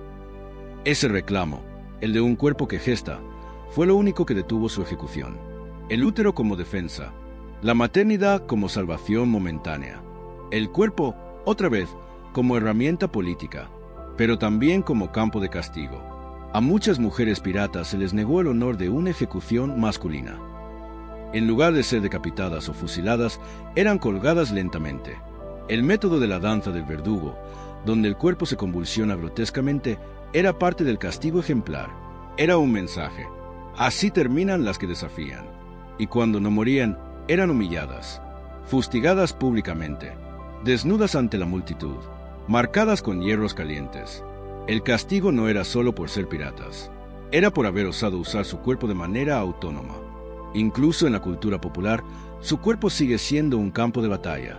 Siempre bellas, siempre deseables. Incluso cuando pelean, lo hacen con maquillaje. Incluso cuando sangran, lo hacen en cámara lenta. El cuerpo real de la mujer pirata, sucio, fuerte, herido, viejo, queer, sigue sin tener lugar. Pero hay un cambio en marcha. Cada vez más autoras, artistas y activistas están resignificando esa figura. Están mostrando otros cuerpos, cuerpos no normativos, cuerpos con cicatrices, con peso, con años, con historia. Y están diciendo, este también es un cuerpo pirata, este también merece memoria. Porque en última instancia, la lucha no es solo por contar nuevas historias, es por imaginar nuevos cuerpos, fuera del control, del deseo impuesto, del castigo ejemplar. Un cuerpo que se sube a un barco, no para ser decorado, sino para tomar el timón. La piratería, más allá del mito, fue un acto de subversión, una forma de resistir a los imperios, de burlar sus leyes, saquear sus barcos y reescribir sus mapas. Y cuando las mujeres se unieron a esa resistencia, el desafío se volvió doble. No solo rompían con el orden económico, rompían con el orden de género. El poder imperial necesitaba cuerpos dóciles, obedientes, fácilmente clasificables. Las mujeres piratas eran lo opuesto, incontrolables, inubicables, irreverentes, y por eso fueron castigadas con particular saña. No es casual que los juicios contra mujeres piratas fueran más severos, más rápidos, más crueles. Su delito no era solo robar, era existir de un modo que desafiaba la lógica colonial. Una lógica que se basaba en jerarquías rígidas. Hombres sobre mujeres, blancos sobre no blancos, ricos sobre pobres, imperios sobre colonias. La mujer pirata interrumpía esa cadena. En una época donde la mujer debía estar en casa, ella estaba en el mar. Donde debía cuidar hijos, disparaba cañones. Donde debía obedecer, comandaba. Eso no podía ser tolerado. Y el castigo no era solo la muerte, era la invisibilización. El imperio borraba lo que no podía domesticar. Pero la piratería femenina no fue un accidente. Fue una consecuencia del sistema que negaba a las mujeres la tierra, el salario, el voto, la dignidad. Y entonces, algunas eligieron el mar, eligieron el delito como forma de autonomía, la ilegalidad como espacio de acción, el barco como territorio fugaz de libertad. Ese gesto, elegir el mar, es profundamente político, porque no era solo huir, era intervenir. Cada abordaje, cada motín, cada bandera negra izada por una mujer, era un acto de guerra contra el mundo que la expulsaba. Y esa guerra no fue metafórica, fue literal. Cañones contra colonizadores, espadas contra esclavistas, mapas alterados, rutas cambiadas, órdenes rotas. La piratería femenina fue una forma de sabotaje, un sabotaje caótico, contradictorio, a veces violento, pero real. Y eso explica por qué su historia fue borrada. Porque recordarla es aceptar que hubo mujeres que no esperaron permiso, que no pidieron disculpas, que no buscaron redención, buscaron botín y, en el camino, encontraron poder. Hoy, rescatar esas historias es un acto de memoria, pero también de insurgencia. Nos permite pensar que el género no es solo una identidad, es una posición en una estructura, y que esa estructura puede y debe ser desafiada. La piratería femenina nos muestra que hay otras formas de resistencia, que no todas las luchas son desde los parlamentos, que algunas se libran con velas desplegadas y banderas negras al viento, y que esas luchas también importan. Durante 2 horas navegamos mares revueltos, entre batallas olvidadas, juicios injustos y silencios históricos. Pero la gran pregunta que queda flotando es, ¿por qué importa todo esto? ¿Por qué importa recordar a las mujeres piratas hoy? Importa porque la historia no es solo pasado, es presente, es una brújula moral, es el espejo donde decidimos quién merece ser recordado y quién debe ser borrado. Las mujeres piratas desafiaron el orden desde todos los frentes, el legal, el económico, el sexual, el simbólico. Y en un mundo que aún castiga la disidencia femenina, su memoria sigue siendo incómoda y poderosa. Nos enseñan que el coraje no siempre se viste de uniforme, que la libertad puede tener forma de barco robado, que el feminismo también puede venir con espadas. Nos recuerdan que la historia oficial no es inocente, es una construcción, y como toda construcción, se puede desmontar. Cuando rescatamos a las mujeres piratas del olvido, no solo llenamos vacíos académicos, desafiamos los relatos que nos dicen que es lo normal, lo legítimo, lo aceptable. Porque si una mujer pudo liderar una flota en el siglo XVIII, si pudo navegar, luchar, negociar y resistir, ¿qué nos impide pensar que podemos hacer lo mismo hoy? Su historia es semilla y advertencia. Nos inspira y nos alerta. Nos inspira a imaginar otros mundos, donde el poder no tenga género, donde la rebeldía sea legítima, donde la libertad no sea un privilegio, sino un derecho, y nos alerta sobre cómo el poder reacciona ante quienes se atreven a desafiarlo. Las mujeres piratas fueron castigadas, ridiculizadas, sexualizadas, olvidadas. Y aún así, siguieron navegando. Y hoy, siguen navegando, en nuestras palabras, en nuestras luchas, en nuestra memoria. Así que la próxima vez que escuches el sonido del mar, piensa en ellas, en esas mujeres que no pidieron permiso, que no esperaron su lugar en la historia, que lo tomaron a la fuerza, y que, en ese gesto, nos dejaron una ruta, un mapa, una bandera negra al viento, y una certeza: la historia también es nuestra. Solo hay que atreverse a escribirla. En los márgenes de los archivos, a veces sobreviven voces, fragmentadas, ignoradas, condenadas al polvo, pero voces al fin, y entre ellas están las de las mujeres piratas. Cartas dictadas en prisión, confesiones obtenidas bajo coacción, diálogos anotados en las actas de los juicios, voces que no fueron escritas para ser escuchadas, sino para justificar su castigo.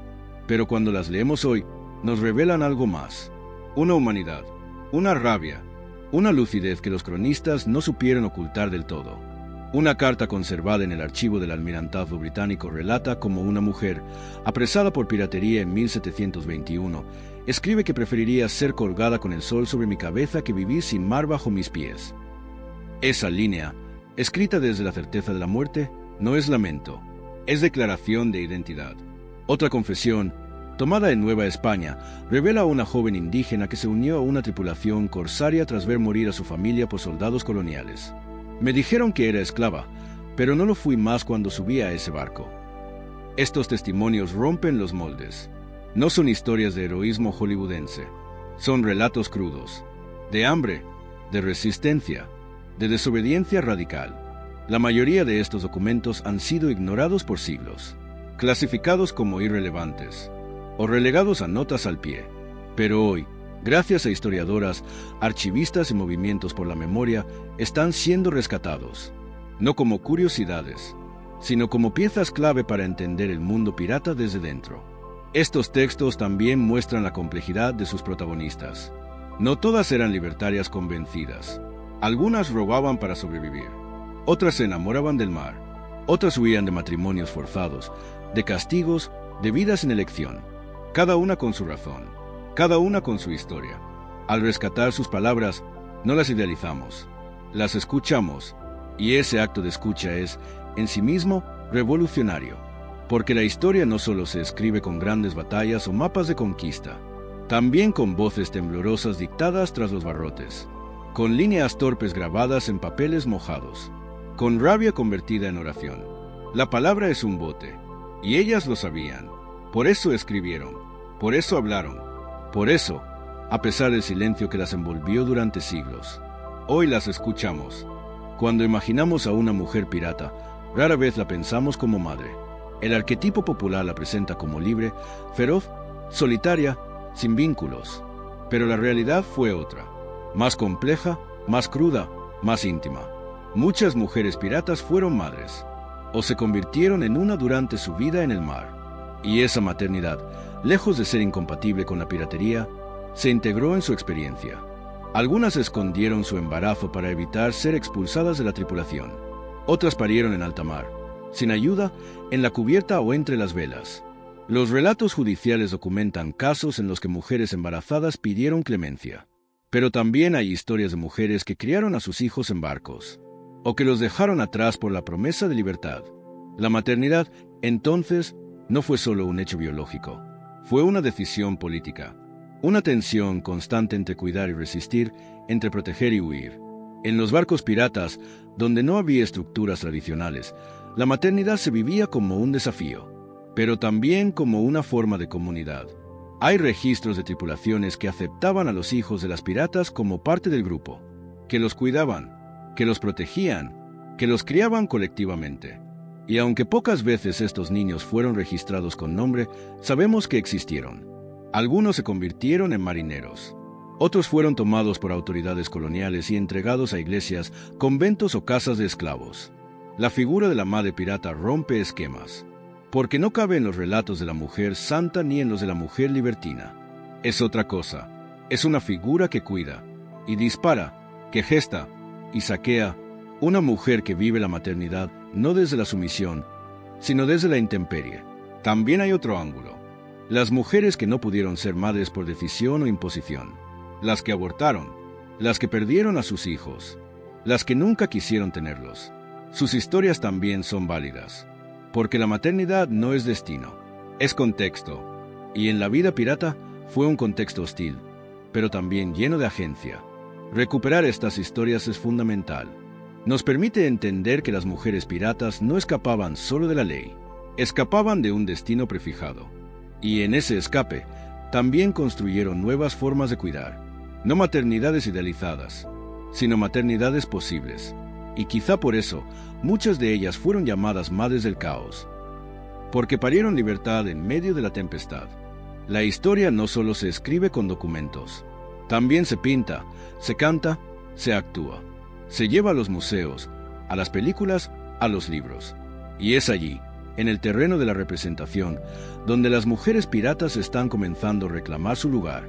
Durante siglos, los museos marítimos exhibieron retratos de capitanes varones, mapas coloniales y maquetas de navíos, pero raramente se mencionaba a una mujer.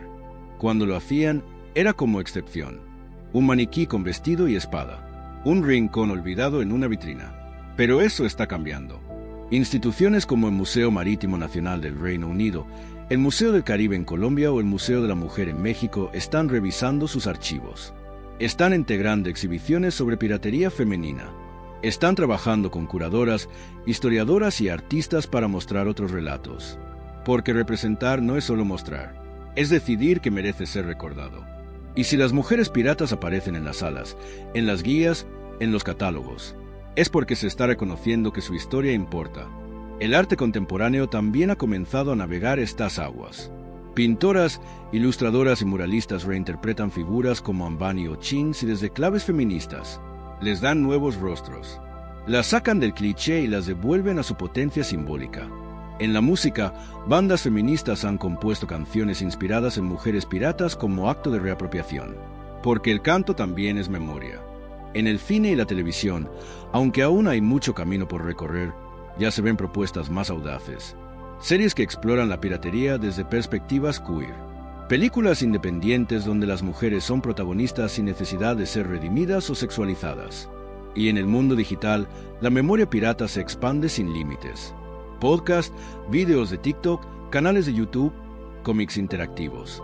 Todo sirve para contar de nuevo lo que se intentó silenciar. Lo importante es que esta representación no se quede en lo superficial, que no se convierta en otro estereotipo, que no vacíe de contenido político lo que fue una práctica radical. Recordar a las mujeres piratas no es solo celebrar su existencia, es preguntarse qué hacemos hoy con esa memoria. ¿La usamos para inspirar? ¿Para desafiar? ¿Para imaginar otros mundos posibles? Porque si ellas pudieron levantar una bandera negra en medio del mar, nosotros podemos levantar nuestras propias banderas. En el arte, en la calle, en el aula, en el pixel. Y así, seguir navegando. Detrás del renacimiento del interés por las mujeres piratas hay una red de académicas, escritoras, arqueólogas y activistas que están haciendo el trabajo. Investigaciones que cruzan fronteras, disciplinas y lenguas para rescatar lo que durante siglos fue ignorado. En entrevistas recientes, la historiadora británica Laura So Duncombe, autora de Pirate Women, señala que cada vez que encuentro el nombre de una mujer en un registro naval, sé que tengo que escarbar el doble, porque nadie se tomó el tiempo de contar su historia. Su trabajo, basado en fuentes primarias, ha visibilizado más de 20 figuras femeninas olvidadas por la narrativa tradicional. Desde Colombia, la investigadora Andrea Salamanca ha trabajado con archivos del Caribe colonial para rastrear la presencia de mujeres negras y mestizas en embarcaciones irregulares. Muchas de ellas no eran catalogadas como piratas, pero participaron en saqueos, comercio no autorizado y redes de contrabando. Lo que estamos descubriendo, dice Salamanca, es que la piratería también fue una forma de resistencia femenina, especialmente entre mujeres esclavizadas. En África Occidental, el antropólogo Samba Diayo documenta tradiciones orales en las costas de Senegal y Gambia que recuerdan a mujeres corsarias locales. Mujeres que desafiaban las rutas esclavistas europeas, aliadas con jefes tribales o actuando de forma independiente. Para él, estas historias son fundamentales. No podemos reconstruir el pasado solo con documentos coloniales. La memoria oral también es archivo. La arqueología también aporta. La doctora Rhiannon Stephens, arqueóloga marítima, ha liderado excavaciones en las Antillas donde se hallaron restos óseos que podrían corresponder a mujeres enterradas en antiguos campamentos piratas. A través del análisis de ADN, esperan confirmar no solo el sexo biológico, sino también aspectos de su vida cotidiana. Además de la academia, las redes sociales han sido clave. Cuentas como @SeaSoftSisterhood en Instagram y TikTok comparten microhistorias de mujeres piratas con fuentes y referencias. Creadoras de contenido como Riley Stark y Lina Gómez hacen vídeos explicativos y narrativos que alcanzan millones de visualizaciones. Queremos que las adolescentes sepan que hubo mujeres que rompieron todas las reglas, dice Stark en una entrevista para un medio digital. También hay proyectos educativos. En Estados Unidos y España, se han incorporado unidades sobre mujeres piratas en programas escolares, buscando integrar voces femeninas en la historia marítima. Museos están desarrollando actividades para niñas donde pueden construir su propia pirata histórica basada en fuentes reales. Todo esto está generando una transformación lenta pero constante. La historia no está cambiando. Lo que cambia es quién la cuenta y desde dónde se cuenta. Cada entrevista, cada investigación, cada publicación es un acto de resistencia contra el olvido. un recordatorio de que la historia es un territorio en disputa, y que, gracias a estas voces, las mujeres piratas están recuperando su timón.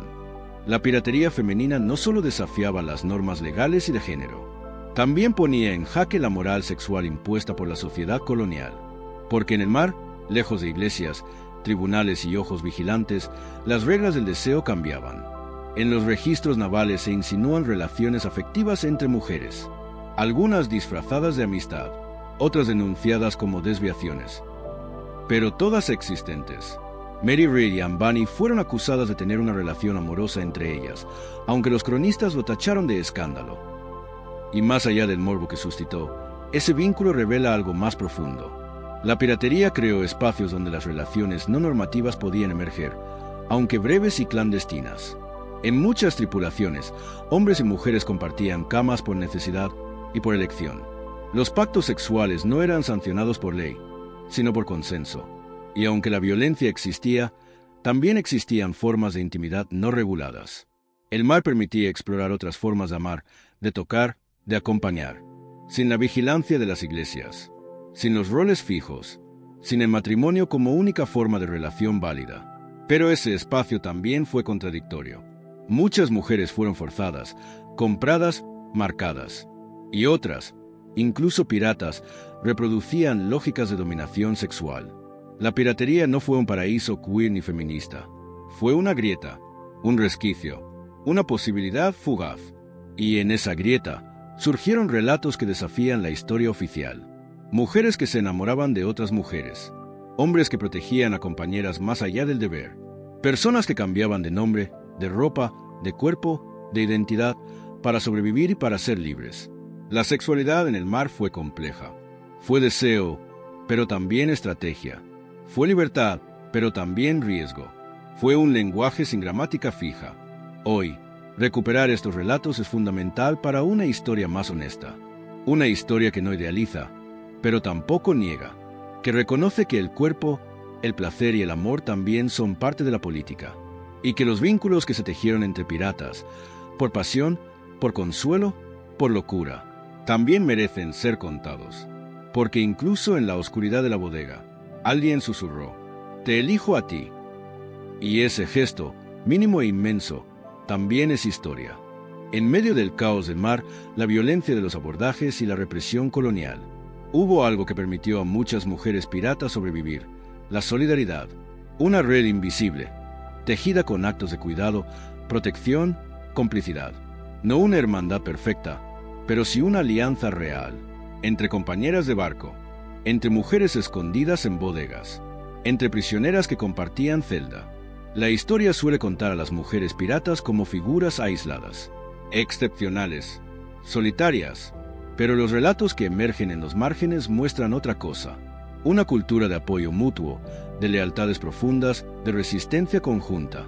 Hay testimonios de mujeres que se intercambiaban ropa para confundir a los guardias, que compartían información sobre rutas seguras, que se defendían en juicio unas a otras, que se negaban a delatarse incluso bajo tortura.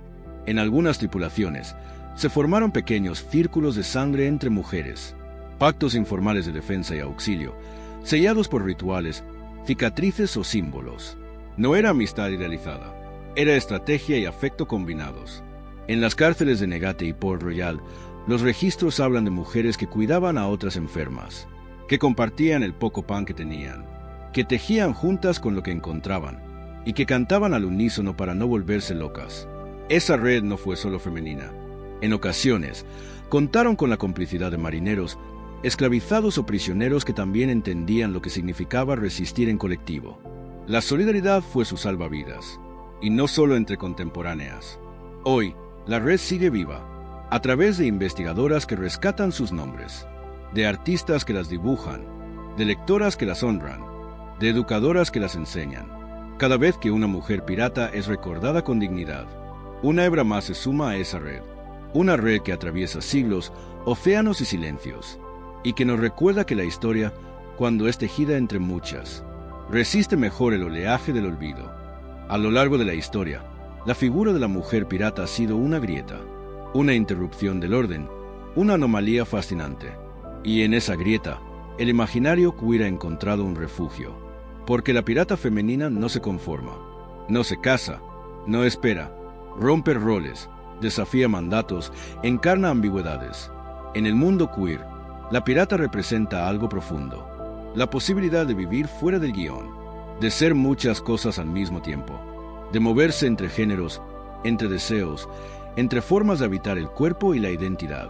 Por eso, en los últimos años, artistas, escritores y activistas queer han recuperado a las mujeres piratas como figuras clave, no solo como inspiración estética, sino como símbolos políticos.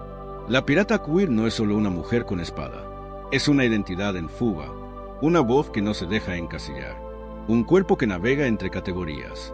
Hay novelas gráficas como The Queer Buccaneers o películas experimentales que presentan a tripulaciones completamente queer. Obras de teatro que reinterpretan la vida de Anne Bunny y Mary Read como historia de amor transgresor. Ensayos que analizan la piratería como disidencia corporal y afectiva. Y no es casual, porque en un mundo donde la normatividad sigue marcando las rutas, la pirata queer ofrece otra cartografía, la del deseo que no pide permiso, la del cuerpo que no se rinde, la de la vida vivida en los márgenes, con orgullo y sin vergüenza. La piratería femenina queer también cuestiona los modelos clásicos de liderazgo. No hay jerarquías impuestas, sino pactos. No hay autoridad absoluta, sino lealtades mutantes. No hay destino fijo, sino navegación constante. Es una forma de estar en el mundo, de habitar la inestabilidad como fortaleza, de hacer del exilio una forma de hogar, y sobre todo, de recordar que la historia queer no empieza en el siglo XX, que hubo cuerpos disidentes mucho antes de las etiquetas modernas, que algunas de esas vidas se escribieron con sal, con pólvora y con amor encubierta. Hoy, cuando ondeamos nuestras banderas arcoíris, no estamos tan lejos de aquellas banderas negras. Ambas gritan lo mismo: no nos domesticarán. Detrás del mito del caos pirata existía un orden, uno distinto al imperial, uno que no se regía por reyes ni iglesias, sino por pactos, códigos y acuerdos entre iguales. Las tripulaciones mixtas, compuestas por hombres, mujeres y en algunos casos personas no binarias o esclavizadas, no sobrevivían por azar, sobrevivían porque tenían reglas, reglas creadas por ellas mismas. Estos códigos de barco eran documentos reales, escritos a mano, firmados por cada miembro, y cumplidos con una seriedad casi ritual.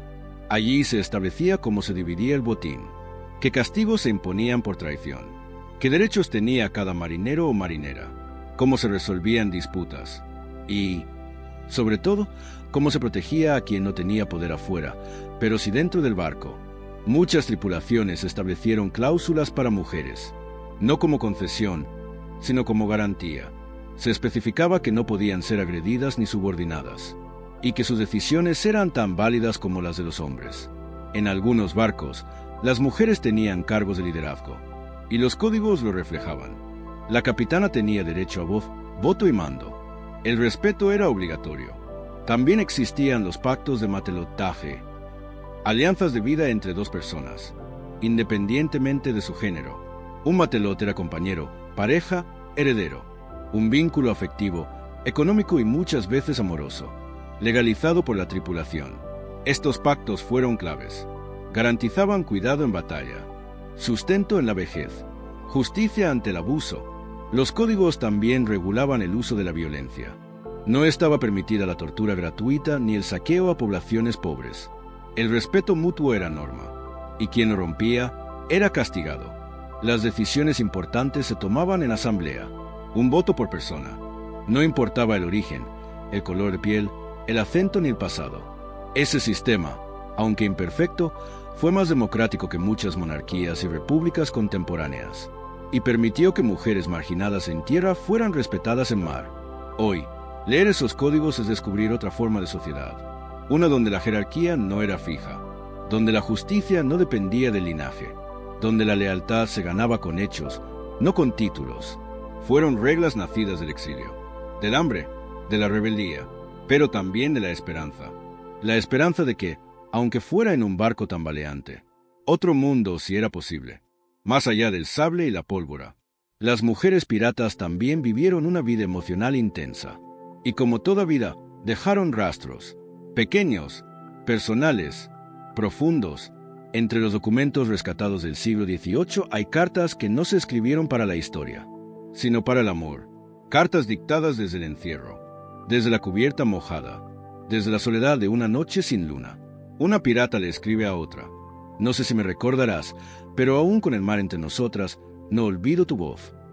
Esa frase, breve, lo dice todo. La memoria sentimental no se borra ni con tormenta ni con juicio. También hay canciones, versos cantados en cubierta, a media voz, melodías adaptadas de ritmos africanos, europeos e indígenas, coplas que hablaban de despedidas, naufragios, traiciones, y de encuentros fugaces que sabían a eternidad. Una canción rescatada en Jamaica decía: no tengo patria ni apellido, pero un nombre me diste tú. Entre cañones y olvido, me hice mujer y me hice azul. Esos versos, transmitidos de boca en boca, no buscaban fama, buscaban consuelo. Eran formas de anclar lo humano en medio del caos. También hay objetos: un pañuelo bordado con iniciales, un pendiente partido en dos, un cuchillo con una palabra grabada: espera. La educación sentimental de una pirata no vino en libros. Vino con la piel, la pérdida, la pasión. Aprendieron a amar rápido, porque el mar no espera. A dejar ir, porque la muerte podía estar a un disparo de distancia. A recordar, porque el olvido era lo más temido. Sus afectos no eran domesticables. No seguían el guión de las novelas. Eran afectos que dolían, que curaban, que resistían. Y en ese terreno, muchas mujeres piratas fueron maestras. Del coraje, sí, pero también del vínculo, del gesto mínimo, del abrazo posible en medio del desastre. Recordarlas solo como guerreras es un error. También fueron amantes, amigas, hermanas. También tejieron afectos. Y esos afectos, aunque no llenen museos ni libros de historia, son el legado más hondo, porque en cada carta que escribieron, en cada canción que cantaron, en cada nombre que pronunciaron antes del último salto al mar, dejaron una lección: la de amar con furia, con urgencia, con ternura de pólvora. Cuando pensamos en piratería, solemos imaginar fuego, saqueo y oro, pero rara vez pensamos en algo que también dejó huella: el medio ambiente. Y sí, incluso las mujeres piratas, con toda su rebelión, formaron parte de un sistema que también afectó al ecosistema marino. Las flotas piratas, especialmente en los siglos XVII y XVIII, necesitaban recursos: madera para reparar los barcos, agua potable, animales para alimentarse. Islas enteras fueron deforestadas para obtener mástiles o carbón. Y aunque las mujeres piratas no estaban al mando de industrias extractivas, se operaban dentro de un sistema de navegación que modificaba el entorno. Las rutas piratas solían evitar los puertos oficiales, por lo que anclaban en bahías escondidas, algunas de las cuales eran hábitats frágiles: manglares, arrecifes de coral, lagunas, espacios donde anclar y reabastecerse significaba, muchas veces, destruir parte del entorno. En algunos relatos se menciona cómo ciertas piratas indígenas advertían sobre el daño a sus costas, o como otras, con conocimiento botánico o ancestral, intentaban proteger ciertos espacios. Pero en general, el ritmo de la huida no dejaba tiempo para la conservación. Aún así, hubo momentos de convivencia. Algunas tripulaciones se adaptaron a los ciclos de las mareas. Aprendieron a cazar sin agotar. Intercambiaban con comunidades costeras sin imponer.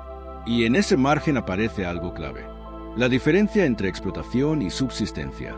Muchas mujeres piratas, especialmente las racializadas o de origen campesino, tenían una relación distinta con la tierra y el mar. No veían al entorno como botín, sino como refugio, como aliada. Por eso, en algunos casos, fueron las encargadas de encontrar fuentes de agua, identificar hierbas curativas, leer los vientos, prever tormentas. Su conexión con el mundo natural no era extractiva, sino intuitiva.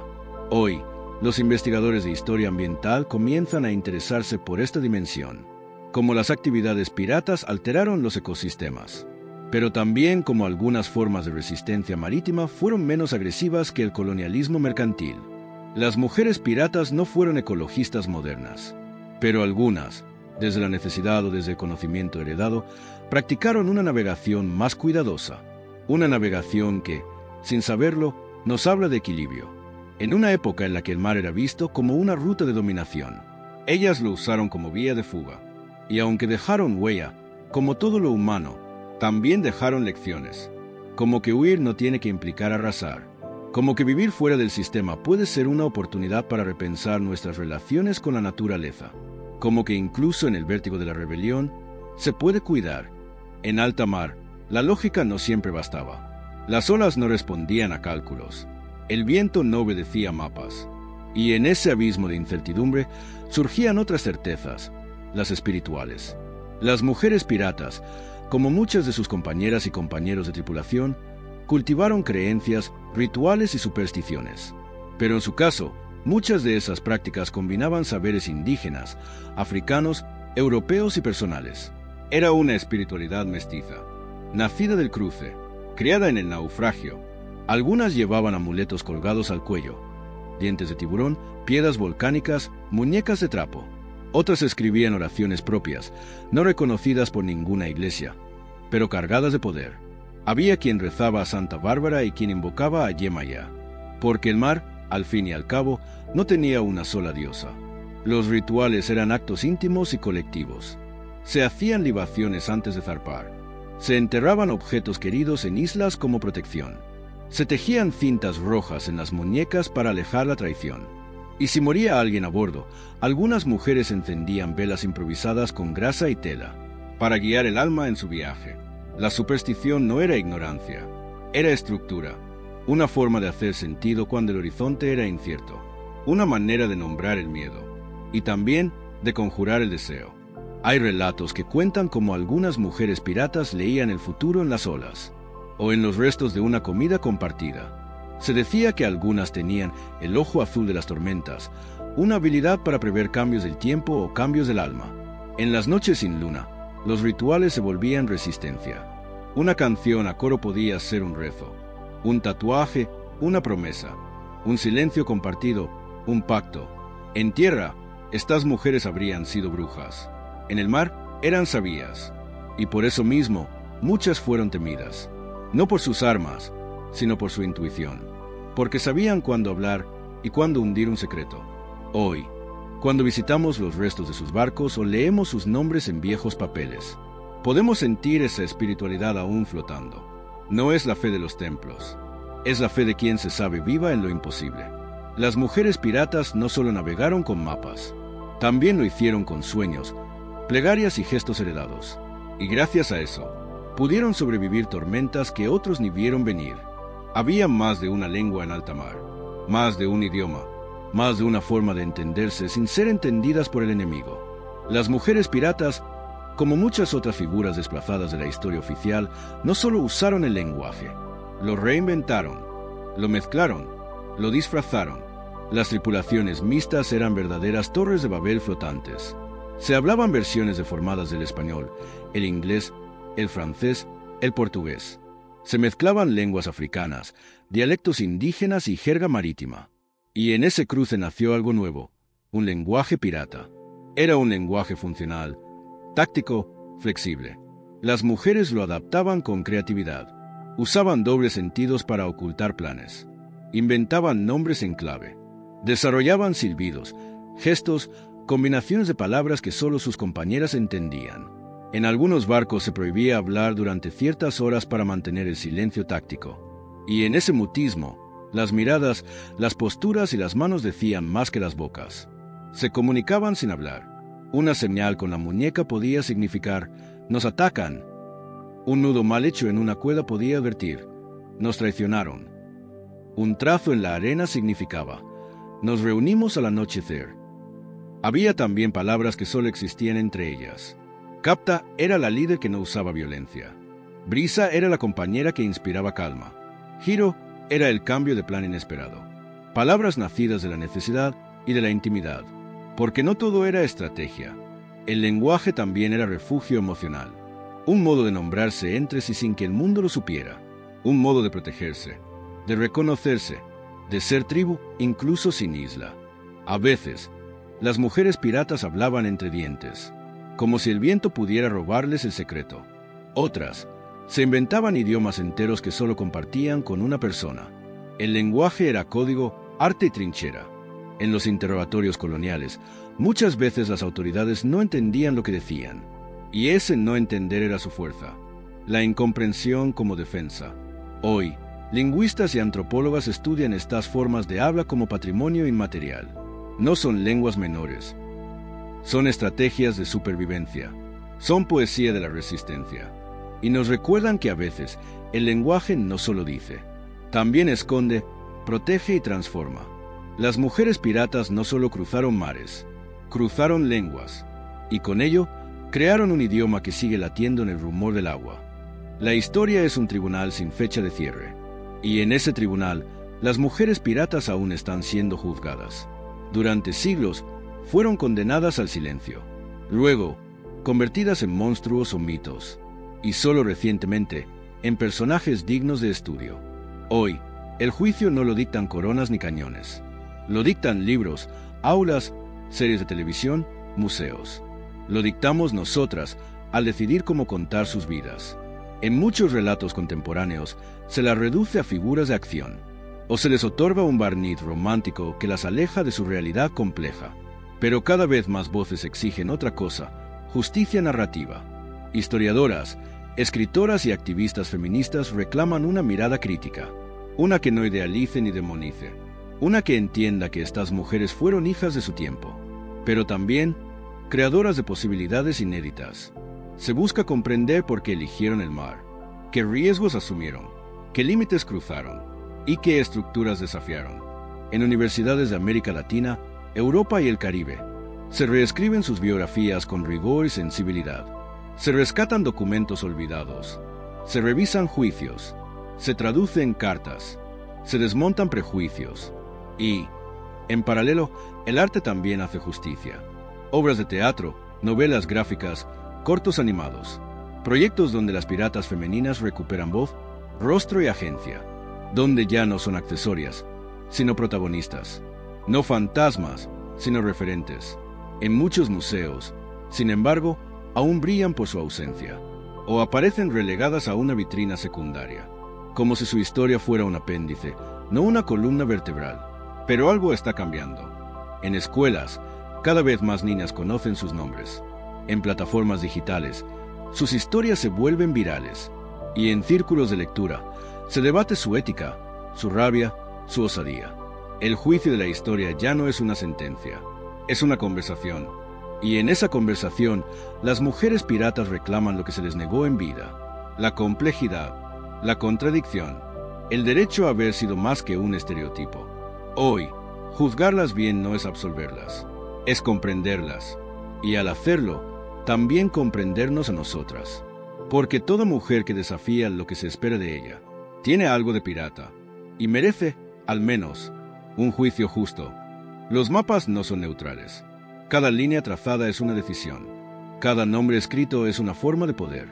Y durante siglos, los mapas oficiales ocultaron tanto como mostraban. Pero las mujeres piratas, invisibles en los atlas imperiales, trazaron sus propios caminos. Existieron rutas no registradas, bahías sin nombre, pasajes entre arrecifes conocidos solo por voces, y mapas que no eran pergaminos, sino memoria viva.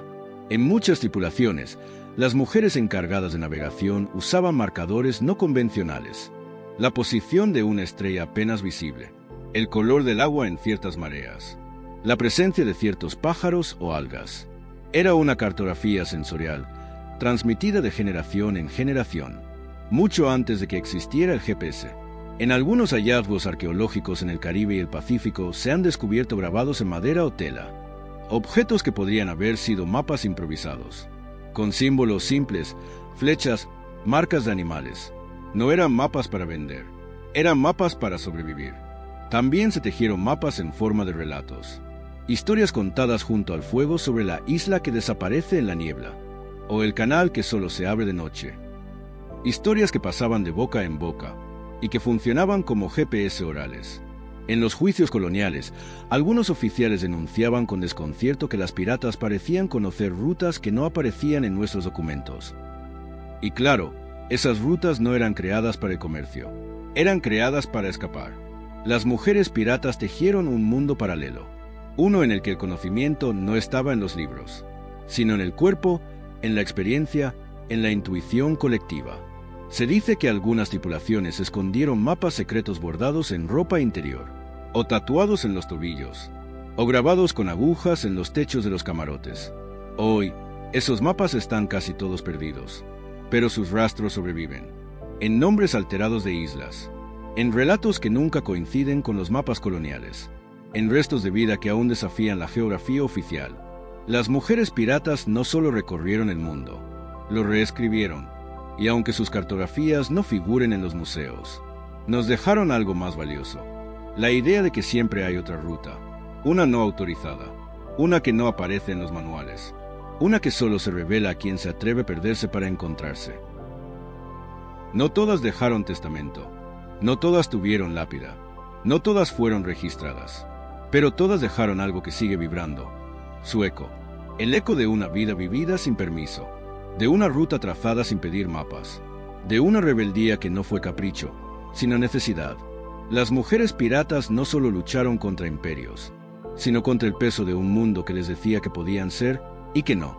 Y en esa lucha, crearon espacio para todas las que vendrían después. Cada vez que una mujer hoy se niega a obedecer una orden injusta, una pirata la acompaña. Cada vez que alguien decide vivir su deseo fuera de las normas, una pirata sonríe desde el fondo del tiempo, porque lo que ellas hicieron no fue solo una gesta histórica, fue una herencia, un legado sin genealogía formal, pero con potencia infinita. Nos enseñaron que la libertad no siempre es cómoda, que puede doler, que a veces se paga caro, pero que vivir sin ella duele aún más. Nos mostraron que las alianzas entre mujeres pueden salvarnos de naufragio, que el cuidado también es revolución, que el cuerpo es un mapa, que el deseo es un arma, que la memoria es una bandera. Las mujeres piratas no fueron perfectas. No todas fueron heroínas. Algunas cometieron errores, otras fueron violentas, pero todas, a su modo, rompieron algo. Y al romperlo, abrieron grietas por donde hoy entra la luz. En tiempos donde aún se nos quiere encerrar en papeles secundarios, sus historias nos gritan: toma el timón. En épocas donde la violencia sigue, nos susurran: afila tu mirada. En momentos de duda, nos cantan: el mar siempre fue posibilidad. Y cuando sentimos que estamos solas, recordemos, ellas también sintieron lo mismo. Y aún así, zarparon. No sabemos sus nombres completos. No tenemos retratos fieles. No escuchamos sus voces originales. Pero sí tenemos esto: la certeza de que existieron, de que resistieron, y de que su eco aún nos atraviesa. Como un canto que no se apaga, como una vela que no se rinde, como una historia que, por fin, empieza a ser contada. No todas las piratas fueron madres, pero muchas dejaron hijas, hijas biológicas, hijas adoptadas en el afecto, hijas simbólicas, mujeres que heredaron su furia, su astucia, su hambre de mar. Estas hijas crecieron sin estatuas, sin genealogía registrada, sin orgullo público, pero con algo más potente: una intuición, la certeza de que alguien antes se atrevió. Algunas fueron niñas criadas en barcos, acostumbradas a la sal en la piel y a dormir con un ojo abierto. Otras fueron hijas no reconocidas, nacidas en puertos extranjeros, cruzando culturas y nombres, pero portando en los huesos una memoria que no sabía callarse. Muchas vivieron vidas comunes, navegando otros naufragios, el matrimonio impuesto, la pobreza, la invisibilidad, y sin embargo, algo en ellas persistía.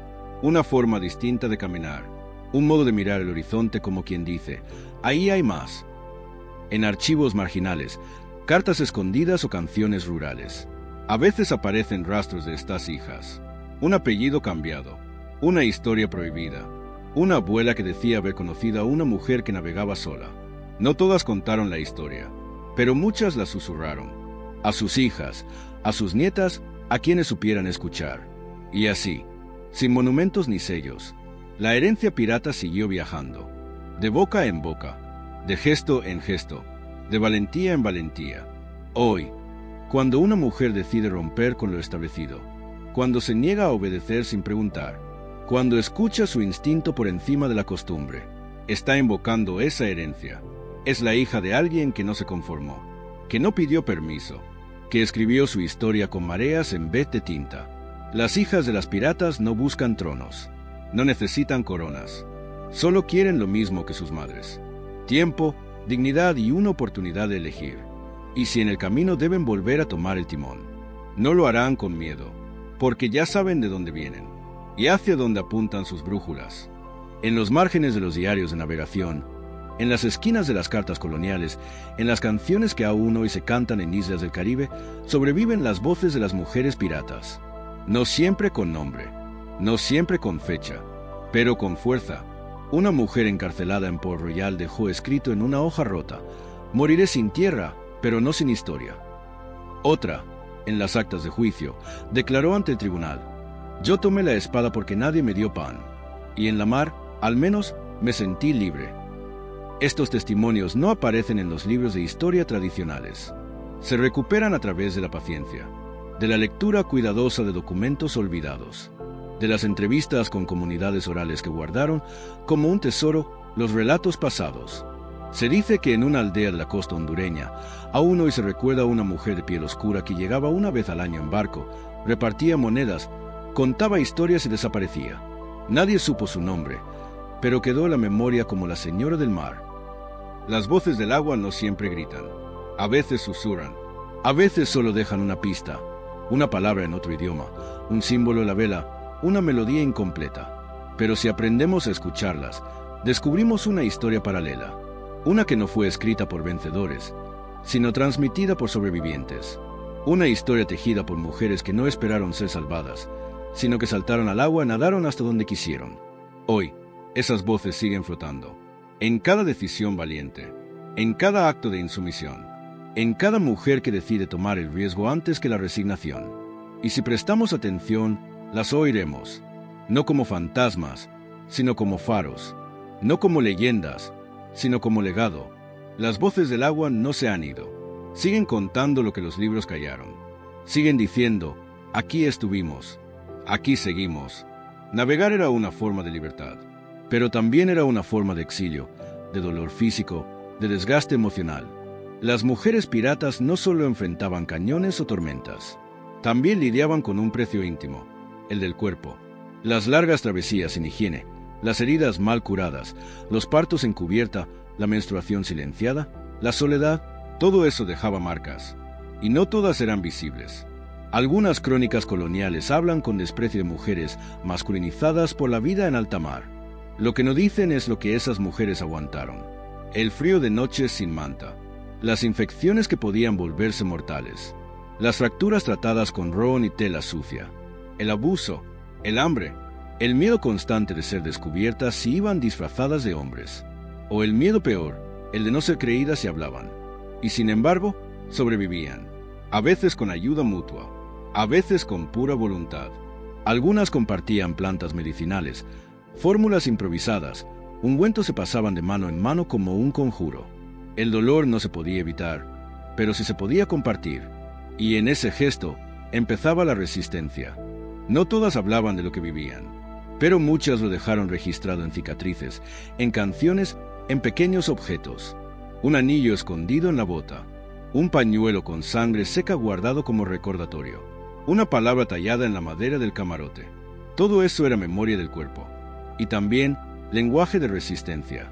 El trauma no las definía, pero sí las marcaba. Algunas abandonaban la piratería tras una batalla, otras volvían a tierra y vivían con el fantasma del mar adentro. Otras simplemente desaparecían, como si el océano se las hubiera tragado. Y tal vez sí lo hizo, pero no para borrarlas, sino para protegerlas de un mundo que nunca quiso entenderlas. Hoy, pensar en el cuerpo de esas mujeres es también pensar en el nuestro, en qué cicatrices llevamos, en qué precio hemos pagado por desobedecer, y también en qué fuerza hemos descubierto en medio del dolor. Porque si algo nos enseñan las mujeres piratas, es que el cuerpo, aún herido, puede ser territorio de rebelión. Ellas navegaron con dolor, pero no se hundieron. Transformaron la herida en camino, el cansancio en coraje, el silencio en memoria. Y gracias a eso, hoy podemos nombrarlas, no como víctimas, sino como testigos de una verdad mayor, que resistir también es cuidar, que vivir libres a veces duele, pero vale cada ola.